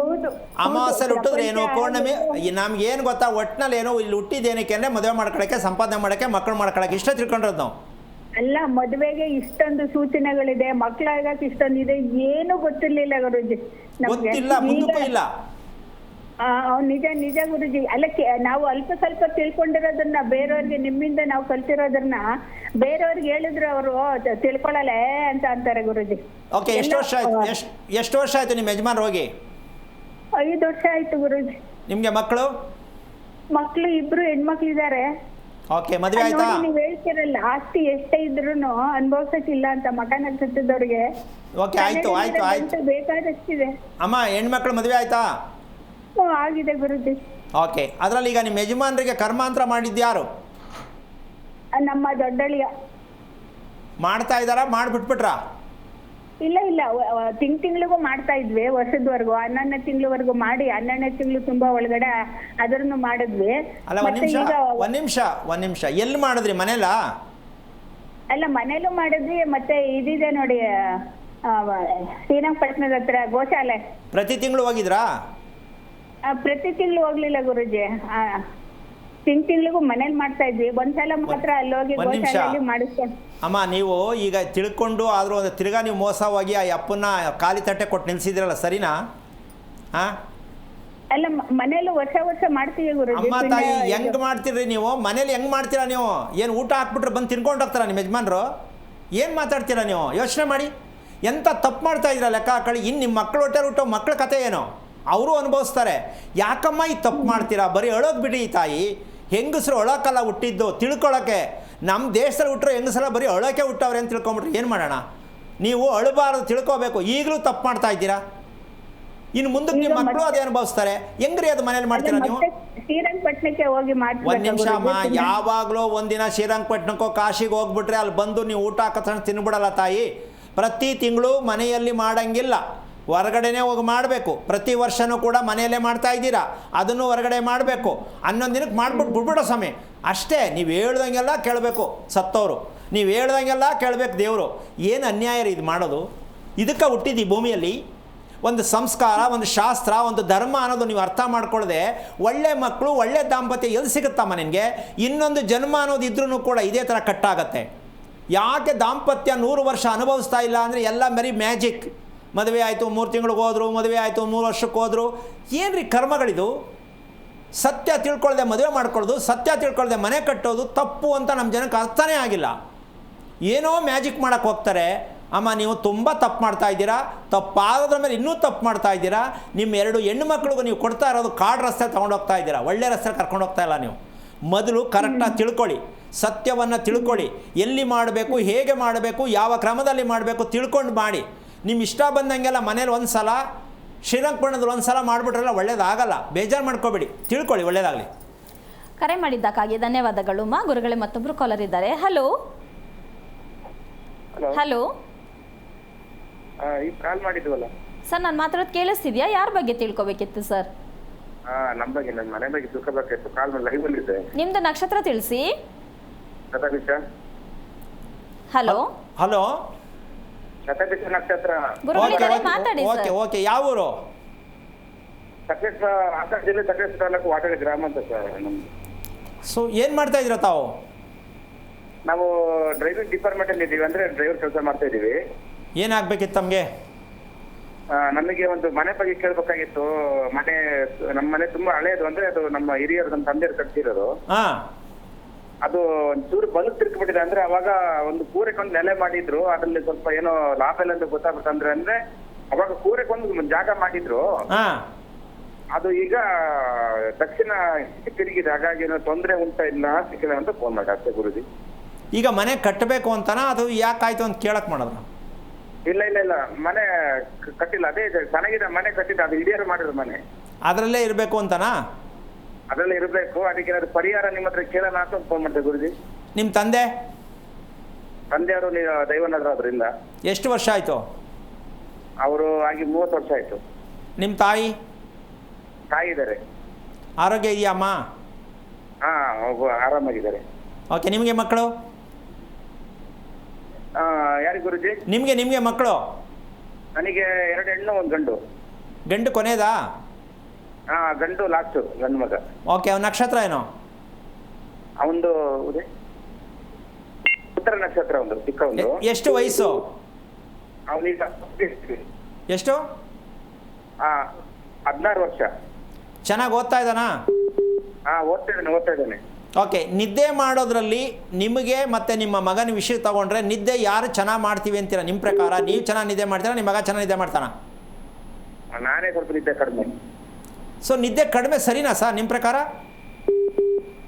ಏನ್ ಮಾಡ್ತೀರಾ ಸರ್ ಗುರುಜಿ, ಕೆಲಸಗಳು ಹಂಗಿರ್ತವೆ. ಟೈಮ್ ಬೆಳಗ್ಗೆ ಕೆಲಸ ಆದ್ಮೇಲೆ ಹೋಗ್ಲೇಬೇಕಲ್ವ, ನಿದ್ದೆ ಮೇಲೆ ಕಮ್ಮಿ ಆಗುತ್ತೆ ನಮ್ಮಲ್ಲಿ. ಅಲ್ಲ, ಈಗ ಎಲ್ಲ ಎಡಗೈನಲ್ಲಿ ಹೃದಯ ಹಿಡ್ಕತಾವ್ರೆ, ಸ್ವಲ್ಪ ಜೋಪಾನ. ನೀವು ಆ ಮಟ್ಟಕ್ಕೆ ಹೋಗಬೇಡಿ. ಯಾಕೆಂದ್ರೆ ಶತಭಿಷ ನಕ್ಷತ್ರ ಅಂದರೆ ಹೃದಯ ನಿಮ್ಮದಲ್ಲ. ಯಾರು ಹೃದಯ ಸರಿಯಾದ ರೀತಿಯಲ್ಲಿ ನಿದ್ದೆ ಸಮಯಕ್ಕೆ ಮಲಗಿ ಸಮಯಕ್ಕೆ ಏಳುವ ಅಭ್ಯಾಸ ಇಲ್ಲವೋ ಅವರ ಹೃದಯಗಳು ಹೊರಕ್ಕೆ ಬರಲಿದೆ. ಜೋಪಾನ. ನೋಡ್ತಾ ಇದ್ದೀರಾ ಮಾಧ್ಯಮದಲ್ಲಿ ಹೃದಯ ಹೆಂಗೆ ತೋರಿಸ್ತಾವ್ರೆ, ಹೆಂಗೆ ಬೆಲೂನ್ ಬಂದಂಗೆ ಈಚೆ ಬರ್ತಾ ಇದೆ ಅಂದರೆ ಜೋಪಾನ ಬಂದ್ಬಿಟ್ಟದು ಒಳಗಡೆ ಹಿಡ್ಕೊಳ್ಳಿ ಅಂತ. ಅಲ್ಲ, ನೀವು ಬಂದಿದ್ದಿಲ್ಲಿ ಕಮಿಟ್ಮೆಂಟ್ ತೀರ್ಸಕ್ಕ, ಜೀವನದಲ್ಲಿ ನೆಮ್ಮದಿಯಾಗಿ ಆರೋಗ್ಯ ಬದುಕಕ್ಕ. ಈಗ ನಮ್ಮ ಕಟ್ಕೊಂಡು ಹೋಗ್ಬೇಕಲ್ಲ. ಒಂದು ನಿಮಿಷ, ನಿಮ್ಮ ಮಗ ಉತ್ತರ ನಕ್ಷತ್ರ ಹುಟ್ಟಿದಾನಲ್ವಾ? ಹೌದು. ಅವ್ನು ಕೂತ್ಕೊಳ್ಳೋ ಶೈಲಿ ನೋಡಿ ಚೆನ್ನಾಗಿದೆಯಾ ಅಂತ. ಅವನು ಸ್ಟ್ರೈಟಾಗಿ ಕೂತ್ಕೊಳ್ಳಿ ನೋಡೋಣ. ಇಲ್ಲಿಲ್ಲ ಗುರುಜಿ, ಅವನು ಹಾಸ್ಟೆಲ್ ಮಂಗಳೂರಲ್ಲಿದ್ದಾನೆ. ಅವ್ನು ಎಲ್ಲೇ ಇರಲಿ, ಅವ್ನು ಕೂತ್ಕೊಳ್ಳುವಾಗ ನೋಡಿ ನೀವು ಸ್ಟ್ರೈಟಾಗಿ ಕೂತ್ಕೊಳ್ಳಿ ನೋಡೋಣ. ಕೂರಿಸಿ ಅರ್ಧ ಗಂಟೆ ಕೂರಿಸಿ ಟೈಮ್ ನೋಡ್ಕೊಂಡು ನಿಮ್ಮ ಮಗನ. ಇಲ್ಲ ಕೂರಲ್ಲ ಸ್ವಲ್ಪ ಕೈ ಕಾಲ ಅಂದ ಮೇಲೆ ನೀವು ಯಾವ ಪುರುಷಾರ್ಥಕ್ಕೆ ನಿಮ್ಮ ಲೈಫ್ ಹೇಳಿ, ಯಾವ ಪುರುಷಾರ್ಥಕ್ಕೋಸ್ಕರವಾಗಿ ನೀವು ನಿದ್ದೆ ಮಾಡದೆ ನಿಮ್ಮ ಮಗನಿಗೆ ಕೊಟ್ಟಿರ್ತಕ್ಕಂಥ ಒಂದು ದೊಡ್ಡ ವಿಷದ ಕೊಡುಗೆ ಏನು ಅಂದರೆ ರೋಗದ ಕೊಡುಗೆಯನ್ನು ನಿಮ್ಮ ಮಗನ ಕೊಟ್ಟಿದ್ದೀರಾ. ಯಾವ ಪುರುಷಾರ್ಥಕ್ಕೆ ರೀ ಪ್ರಪಂಚದಲ್ಲಿ ಮಕ್ಕಳನ್ನ ಕೊಡಬೇಕು? ಏನು ಅರ್ಥ ತಿಳ್ಕೊಂಡಿದ್ದೀವಿ ಮಕ್ಕಳು ಮಾಡ್ಕೋಬೇಕು ನಾವು? ನಮಗೆ ಬದುಕೋದು ಗೊತ್ತಿಲ್ಲ, ನಮ್ಮ ಮಕ್ಕಳನ್ನು ಬದುಕಿಸುವುದು ಗೊತ್ತಾಗೋದು ಬೇಡ, ಮಕ್ಕಳನ್ನು ಹೇಗೆ ಇಟ್ಕೋಬೇಕು ಅಂತ ಗೊತ್ತಿಲ್ಲ. ಅಂದಮೇಲೆ ಮದುವೆ ಯಾಕೆ, ಮಗು ಯಾಕೆ? ಸ್ವಲ್ಪ ಯೋಚನೆ ಮಾಡಿ. ಸಂಪಾದನೆ ಮಾಡೋಕ್ಕಲ್ಲ ಬಂದಿದ್ದು ನಾವಿಲ್ಲಿ, ನಾವು ಜೀವನದಲ್ಲಿ ಆರೋಗ್ಯವಾಗಿ ಬದುಕಕ್ಕೆ. ಹೌದಾ? ಮೊನ್ನೆ ಒಂದು ಎನ್ಸೆಟ್ ಆಗ್ಬಿಟ್ಟಿತ್ತು, ಹಂಗಾಗಿ ನಾವು ಇರ್ಲಿಲ್ಲ. ಅವನು ಸುಮಾರು ವರ್ಷ ದೂರ ಇದ್ದ. ನಾನು ಒಂದು ನಿಮಿಷ ಕೇಳಿಸ್ಕೊತಾ ಇದ್ದೀರಾ? ನೀವು ನಾನು ಹೇಳೋದನ್ನ ಕೇಳಿಸ್ಕೊಳ್ಳಿ. ಫಸ್ಟು ನಾವು ಇಲ್ಲಿ ಹುಟ್ಟಿದ್ದು ತಿಳ್ಕೋಬೇಕು ಅಂತ ನಿಮಗೆ ನಂಬಿಕೆ ಇದೆಯಾ ಇಲ್ವಾ? ಇದೆ. ತಿಳ್ಕೊಳ್ಳೋಕೆ ಪ್ರಯತ್ನ ಮಾಡಿ. ಮಗು 16 ವರ್ಷ ಆಯ್ತು, ಯಾಕೆ ತಿಳ್ಕೊಳ್ಳಿಲ್ಲ? ಉತ್ತರ ನಕ್ಷತ್ರ ನಮ್ಮ ಮಗ ಏನಕ್ಕೆ ಬಂದ? ಸತ್ತವರಿಗೆ ಊಟ ಹಾಕಿಲ್ಲ, ಟಾಟಾ ಮಾಡಿದ್ದೀವಿ, ನಮ್ಮ ಅಪ್ಪನೂ ಅದನ್ನೇ ಮಾಡವನೇ, ನಾನು ಅದನ್ನೇ ಮಾಡ್ತಾ ಇದ್ದೀನಿ. ಒಪ್ಕೊಳ್ಳಿ. ನೀವು ಒಪ್ಕೊಂಡೇ ಇಲ್ವಲ್ಲ? ಖಾಲಿ ತಟ್ಟೆ ಕೊಟ್ಬಿಟ್ಟು ಟಾಟಾ ಮಾಡಿಬಿಟ್ಟು ಊಟ ಆಮೇಲೆ ಹಾಕ್ತೀನಿ ಅಂತ ನಿಲ್ಲಿಸ್ಬಿಟ್ಟಿದ್ದೀರ ಮಧ್ಯರಸ್ತೆಯಲ್ಲಿ ನಿಮ್ಮ ಅಪ್ಪನ್ನ. ಸರಿನಾ ಇದು ನೀವು ಮಾಡ್ತಾ ಇರೋದು? ಮನೆ ಸುರಿಯುತ್ತೆ, ಮನೆ ಬಿರುಕು ಬಿಡುತ್ತೆ, ಮನೆ ಕುಸಿಯುತ್ತೆ, ಮನೇಲಿ ಗೂಡು ಕಟ್ಟುತ್ತೆ, ಮನೆಯಲ್ಲಿ ಹಾವು ಬರುತ್ತೆ. ಇವೆಲ್ಲ ಏನಕ್ಕೆ ಅಂದರೆ ನಮ್ಮ ಮನೆಯನ್ನು ಗುರುತಿಸದೇ ಇರುವ ಕಾರಣವಾಗಿ ವಿಷದಕ್ಕೆ ಸಂಬಂಧಪಟ್ಟಂಥ ಕ್ರಿಮಿಕೀಟಗಳು ಕೂಡ ನಮ್ಮ ಮನೆ ಪ್ರವೇಶ ಮಾಡುತ್ತೆ. ಇದನ್ನು ಸತ್ಯ ತಿಳ್ಕೊಳ್ಳಿ, ಹೆದರ್ಕೊಳ್ಳೋದಲ್ಲ, ತಿಳ್ಕೊಳ್ಳೋಕೆ ಪ್ರಯತ್ನ ಮಾಡಿ. ಒಳ್ಳೆಯದಾಗಲಿ. ಕರೆ ಮಾಡಿದ್ದಕ್ಕಾಗಿ ಧನ್ಯವಾದಗಳು ಸರ್. ಗುರುಗಳೇ, ಇನ್ನು ದೇಹ ಮತ್ತು ಇದು ಹೃದಯ, ಹೆಣ್ಣಿನ ಹೃದಯ ಹಾಗೆ ಹುಡುಗನ ಮೆದುಳು ಅನ್ನುವಂಥ ವಿಚಾರದ ಬಗ್ಗೆ ಮಾತನಾಡ್ತಿದ್ವಿ. ಈಗ ಆಶ್ಚರ್ಯಕವಾದ ವಿಚಾರ ಅಂತ ಕೂಡ ಹೇಳ್ಬೋದು ಇದನ್ನು. ಹಾಂ ಗುರುಗಳೇ, ಖಂಡಿತ. ಅಂದರೆ ಪ್ರತಿಯೊಂದು ಹೆಣ್ಣಿಗೆ ನಿಜವಾದ ವಿದ್ಯೆ ಅದನ್ನು ಸಾಕ್ಷಾತ್ ಮಹಾಲಕ್ಷ್ಮಿ ಅಂತ ಹೇಳ್ತೀವಿ. ಯಾರು 2 ಕೈಯನ್ನು ಎತ್ತಿ ಬೇರೆಯವರಿಗೆ ಕೈ ಮುಗಿಯುವ ಅಭ್ಯಾಸ ಇಟ್ಕೋತಾರೋ ಅವರು ಮಹಾಲಕ್ಷ್ಮಿ. ಇದಕ್ಕೆ ಪತಿವ್ರತಾ ಲಕ್ಷಣ ಅಂತಾರೆ. ಯಾವ ಹೆಣ್ಣು 2 ಕೈಗಳನ್ನು ಎತ್ತಿ ಯಾರಿಗೇ ಬರಲಿ, ನಂಟರು ಬರಲಿ, ಯಾರೇ ಬರಲಿ, ಕೈ ಮುಗಿತಕ್ಕಂಥದ್ದು ಪ್ರಾರ್ಥನೆ ಮಾಡ್ತಕ್ಕಂಥ ಅಭ್ಯಾಸ ಮಾಡಿಕೊಂಡ್ರೆ, ದೇವ್ರಿಗೆ ಮಾತ್ರ 2 ಕೈ ಮುಗಿಬೇಕು ಅಂತಲ್ಲ, ಮಕ್ಕಳಿಗೂ ಕೂಡ ಮುಗಿಬೋದು. ಗಂಡನಿಗೆ ಮುಗಿಬೋದು, ಗಂಡ ಇವ್ರಿಗೆ ಮುಗಿಬೋದು, ಮಕ್ಕಳು ಇವ್ರಿಗೆ ಮುಗಿಬೋದು. ಇವರಿಗೆ ಅವರು ನಮಸ್ಕಾರ ಮಾಡೋದು, ಅವ್ರಿಗೆ ಇವ್ರು ನಮಸ್ಕಾರ ಮಾಡೋದು. ಎಲ್ಲ ಹೃದಯಗಳು ಶುದ್ಧಿ ಆಯ್ತಾ? ಯಾರು ಮನೇಲಿ ಮಾಡ್ತಾ ಇದ್ದಾರಾ? ಇಲ್ಲ ಗುರುಗಳೇ. ಸರಿನಾ ಇದು? ನಮ್ಮ ಮಗು ಸ್ಮಾಲ್ ABCD ಎಷ್ಟು ಚೆನ್ನಾಗಿ ಹೇಳುತ್ತೆ ಗೊತ್ತಾ? ಕ್ಲಾಸ್ಗೆ ಫಸ್ಟು ಗೊತ್ತಾ ನಿನಗೆ? ಫೋನು ಸ್ಮಾಲ್ ABCDನೇ ಹೇಳುತ್ತಂತೆ. ಎಂಥ ಅನ್ಯಾಯದಲ್ಲಿ ಮಕ್ಕಳು ಬೆಳೆಸ್ತಾ ಇದ್ದೀವ್ರಿ. ಹೃದಯವನ್ನು ಶುದ್ಧಿ ಮಾಡ್ತಕ್ಕಂಥ ಪಾಠ ಪ್ರಪಂಚದಲ್ಲಿ ಎಲ್ಲೂ ಹೇಳೋಕ್ಕಾಗಿಲ್ಲ. ಅದನ್ನು ಹೇಳ್ತೀನಿ, ಕೇಳಿಸ್ಕೊಳ್ಳಿ. ನಮಸ್ಕಾರ ಮಾಡೋ ವಿದ್ಯೆಯಿಂದ ಪತಿವ್ರತಾ ಲಕ್ಷಣಗಳು ಸ್ತ್ರೀಗೆ ಬರುತ್ತೆ. ಅಂದರೆ ಕೋಪ ಬರಲ್ಲ, ಕ್ಷಮೆ ಬರುತ್ತೆ. ಯಾಕೆ ಅಂದರೆ ಹೃದಯ ಶುದ್ಧಿ ಆದಾಗ ಒಳ್ಳೆಯ ಮಾತು ಬರುತ್ತೆ. ಹೆಣ್ಣಿಗೆ ಏನು ಬರಬೇಕು? ಹೃದಯ ಶುದ್ಧಿ ಆದಾಗ ಒಳ್ಳೆಯ ಮಾತು ಬರುತ್ತೆ. ಒಳ್ಳೆ ಮಾತು ಬರುತ್ತೆ, ಮೃದುವಾದ ಮಾತು ಬರುತ್ತೆ. ಏನೇ ಎಷ್ಟು ಚೆನ್ನಾಗಿ ಮಾತಾಡುತ್ತಮ್ಮ ಯಪ್ಪ ಯಮ್ಮ ಅಂದರೆ ಎಷ್ಟು ಖುಷಿ ಆಗುತ್ತೆ. ಹೌದು, ಒಳ್ಳೆಯ ಮಾತು ಒಳ್ಳೆಯ ರೀತಿಯಲ್ಲಿ ನಿಮ್ಮ ದಿನಚರಿಯ ಕ್ರಮವನ್ನು ಸರಿ ಮಾಡ್ಕೋತಾರೆ. ನಿಯಮ, ಬದುಕಿನ ನಿಯಮ. ಇದಕ್ಕೇನು ಹೇಳ್ತಾರೆ ಅಂದರೆ ಪ್ರಾಣ ಪ್ರಯಾಣ. ಪ್ರಾಣವನ್ನು ರಕ್ಷಣೆ ಮಾಡ್ಕೊಂಡೋಗಿ ಮುಂದೆ ಪ್ರಯಾಣ ಚೆನ್ನಾಗಿರುತ್ತೆ. ಇದನ್ನೇ ಭವಿಷ್ಯ ಅಂತ ಹೇಳ್ತಾರೆ. ಎಲ್ಲಿದೆ ಭವಿಷ್ಯ? ಪುರೋಹಿತರ ಹತ್ರ ಭವಿಷ್ಯ ಕೇಳ್ತಾರೆ ನಮ್ಮ ಜನ. ಪಂಚಾಂಗದಲ್ಲೋಗಿ ಭವಿಷ್ಯ ಕೇಳ್ತಾರೆ. ನಿಮ್ಮ ಹೃದಯದಲ್ಲಿ, ನಿಮ್ಮ ಉಸಿರಾಟದಲ್ಲಿ ನಿಮ್ಮ ಭವಿಷ್ಯ ಇದೆ. ಯಾವತ್ತು ನೀವು ತಿಳ್ಕೊಳ್ಳೋದು, ಯಾವತ್ತು ನಿಮ್ಮ ಮಕ್ಕಳಿಗೆ ಹೇಳ್ಕೊಡೋದು ಸ್ವಲ್ಪ ಯೋಚನೆ ಮಾಡಿ. ಈ ರೀತಿಯಾಗಿ ನಮಸ್ಕಾರ ಮಾಡೋ ಪದ್ಧತಿಯಲ್ಲಿ ಆ ಹೆಣ್ಣಿನ ಹೃದಯವನ್ನು ಶುದ್ಧಿ ಮಾಡಿ ಮದುವೆಗೆ ರೆಡಿ ಆಗಬೇಕು. ನಂಬರ್ 1. ನಂಬರ್ 2, ಈ ಕಡೆ ಬಂದ್ಬಿಡೋಣ. ಏನು ಗಂಡು ಕಾಲು ತೊಳೆದಿದ್ದೀವಿ ಸ್ವಾಮಿ, ತೊಳಿತಾ ಇದ್ದೀವಿ ಸ್ವಾಮಿ ಅನ್ನೋ ವಿಚಾರಕ್ಕೆ ಉತ್ತರ ಏನು ಬೇಕು ಅಂದರೆ, ಆ ಗಂಡು ಅನ್ನೋನು ಏನಾಗಿದ್ದಾನೆ ಅಂದರೆ ನಮ್ಮನೆ ಅಳಿಯ ಆಗಿದ್ದಾನೆ. ಮಾತಾಡೋ ಗುರುಗಳೇ ಲಾಸ್ಟ್ ಕಾಲರ್ ಇದ್ದಾರೆ. ಹಲೋ ಸುಜಾತ ಅವರೇ, ಯಾರ ಬಗ್ಗೆ ತಿಳ್ಕೊಬೇಕಿತ್ತು? ನಮ್ಮ ಮನೆಯವ್ರ ಬಗ್ಗೆ, ಶಿವಪ್ಪ ಅಂತ ಹೇಳಿ. ಅವ್ರದ್ದು ನಕ್ಷತ್ರ ತಿಳಿಸಿ. ಅವ್ರದ್ದು ವೃಶ್ಚಿಕ ರಾಶಿ, ಅನುರಾಧ ನಕ್ಷತ್ರ. ಗುರುಗಳಿದ್ದಾರೆ, ಮಾತಾಡಿ. ಹಲೋ. ಅಲ್ಲ ಗುರುಜಿ, ನಮಸ್ತೆ. ಹೇಳಿಮ್ಮ. ನಮ್ಮ ಮನೆಯವ್ರಿಗೆ ಆರಾಮಿಲ್ಲ ಗುರುಜಿ. ಎಷ್ಟು ವಯಸ್ಸು? ಅವ್ರಿಗೆ 68. ಮದುವೆ ಆಗಿ ಎಷ್ಟು ವರ್ಷ ಆಯ್ತು ನಿಮ್ದು? ನಮ್ದು 42 ವರ್ಷ ಆಯ್ತು ಗುರುಜಿ. ಮಾಂಗಲ್ಯ ಸರ ಯಾವಾಗ ಬದಲಾವಣೆ ಮಾಡ್ಕೊಂಡಮ್ಮ? ಇಲ್ಲ, 15 ವರ್ಷ ಆಯ್ತು ಗುರುಜಿ. ಏನು ಮಾಂಗಲ್ಯ ಚೈನ್ ನಾವು ಹಾಕಿಡ್ದು. ಅಲ್ಲ, ಬದಲಾವಣೆ ಆಯ್ತಾ ಅಂತೆ. ಕಟ್ಟಾಗಿದ್ದು ಯಾವಾಗ ಆಯ್ತು ಅಂತ? ಈಗ 15 ವರ್ಷದ ಕೆಳಗಾಗಿತ್ತು. ಅವಾಗೆಲ್ಲ ಚೆನ್ನಾಗಿದ್ರು ಗುರುಜಿ. ಅಲ್ಲ, ಒಂದ್ ನಿಮಿಷ. ಅದು 15 ವರ್ಷ ಆಗಿದ್ದದ ಮೇಲೆ ನಿಮ್ಮ ಯಜಮಾನರ ಕತೆ ಏನಾಯ್ತು ನೋಡಿ, ಸ್ವಲ್ಪ ಯೋಚನೆ ಮಾಡು. ಇಲ್ಲ, ಚೆನ್ನಾಗಿದ್ದಾರೆ ಗುರುಜಿ, ಅವಾಗ್ಲಿಂದಲೂ ಚೆನ್ನಾಗಿದ್ದಾರೆ. ಒಂದ್ ನಿಮಿಷ ಅಮ್ಮ. ಈಗೇನ್ ಕೇಳಕ್ ಹೊರಟೆ? ನಮ್ಮ ಮನೆಯವ್ರಿಗೆ ಇವಾಗ 8 ತಿಂಗಳಿಂದ ಆರೋಗ್ಯ ಚೆನ್ನಾಗಿಲ್ಲ ಗುರುಜಿ. ಅಂದರೆ ನೀವು ಮುಂದಕ್ಕೆ ಕೇಳ್ತೀರಾ. ಒಂದು ವಿಷಯ ತಿಳ್ಕೊಳ್ಳಿ, 30 ವರ್ಷದಿಂದ ತುಂಬ ಚೆನ್ನಾಗಿದ್ರು, ನೆನ್ನೆ ರಾತ್ರಿಯಿಂದ ಹುಷಾರ್ ತಪ್ಪಿತು ಅಂದರೆ ನಮ್ಮ ಜನ ಇಂಥ ಬುದ್ಧಿವಂತರು. ನೆನ್ನೆಯಿಂದ ಕೌಂಟು ಹಿಂದಕ್ಕೆ ಹೋಗಲ್ಲ ಅವರು. ಮಾಂಗಲ್ಯ ಯಾವಾಗ ಕುತ್ತು ಅಂದರೆ ಸವಿಯೋದು, ಕಟ್ಟಾಗೋದು, ಈ ರೀತಿ ಸಮಸ್ಯೆ ಆಯಿತು ಅಂದರೆ ಗಂಡನ ಆರೋಗ್ಯದ ಬಗ್ಗೆ ತಿಳ್ಕೊಳ್ಳೋ ಮೂರ್ಖರ ಅಂತ.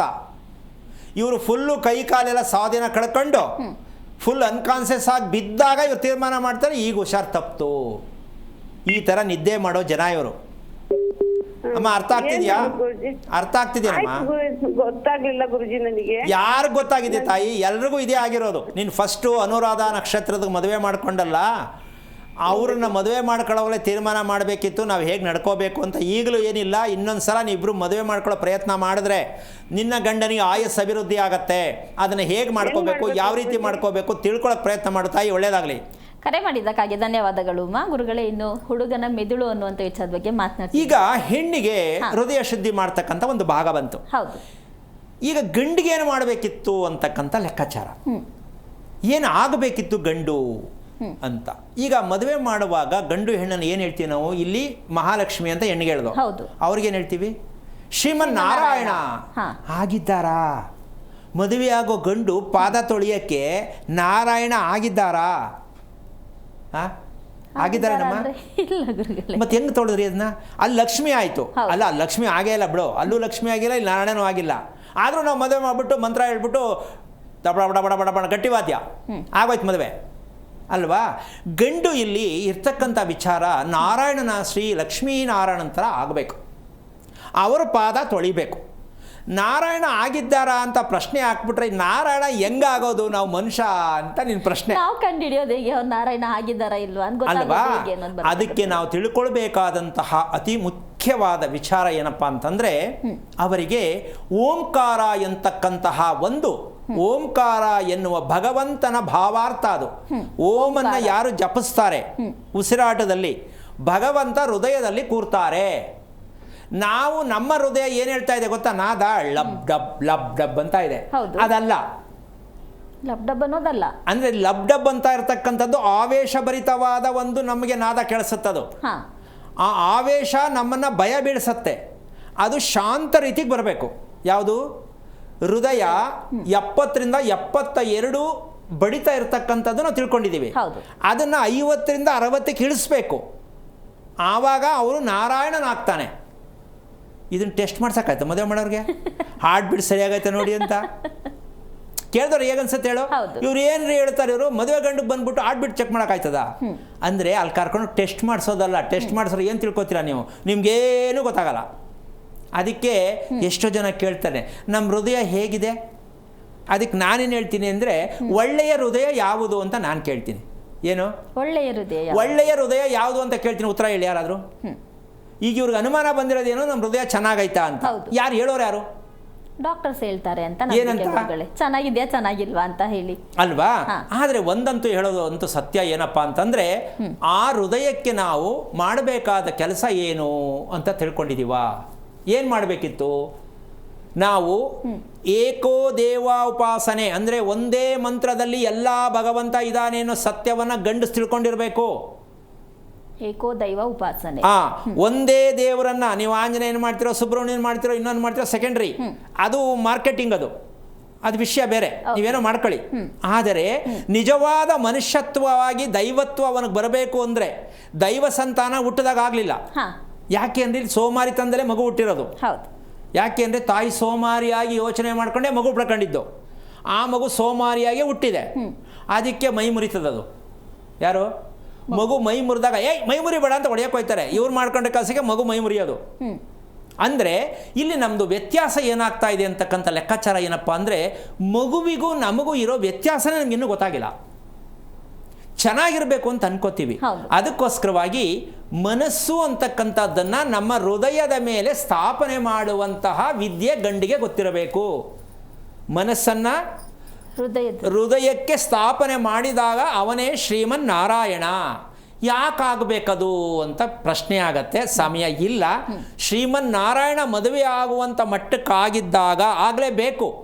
ಆದಾಗ ಯಾಕಾಗಬೇಕು ಅಂದರೆ ಹೆಂಡ್ತಿನ ಸದಾ ಪ್ರೀತಿಸುವ ಸದಾಚಾರವಂತನಾಗಬೇಕು.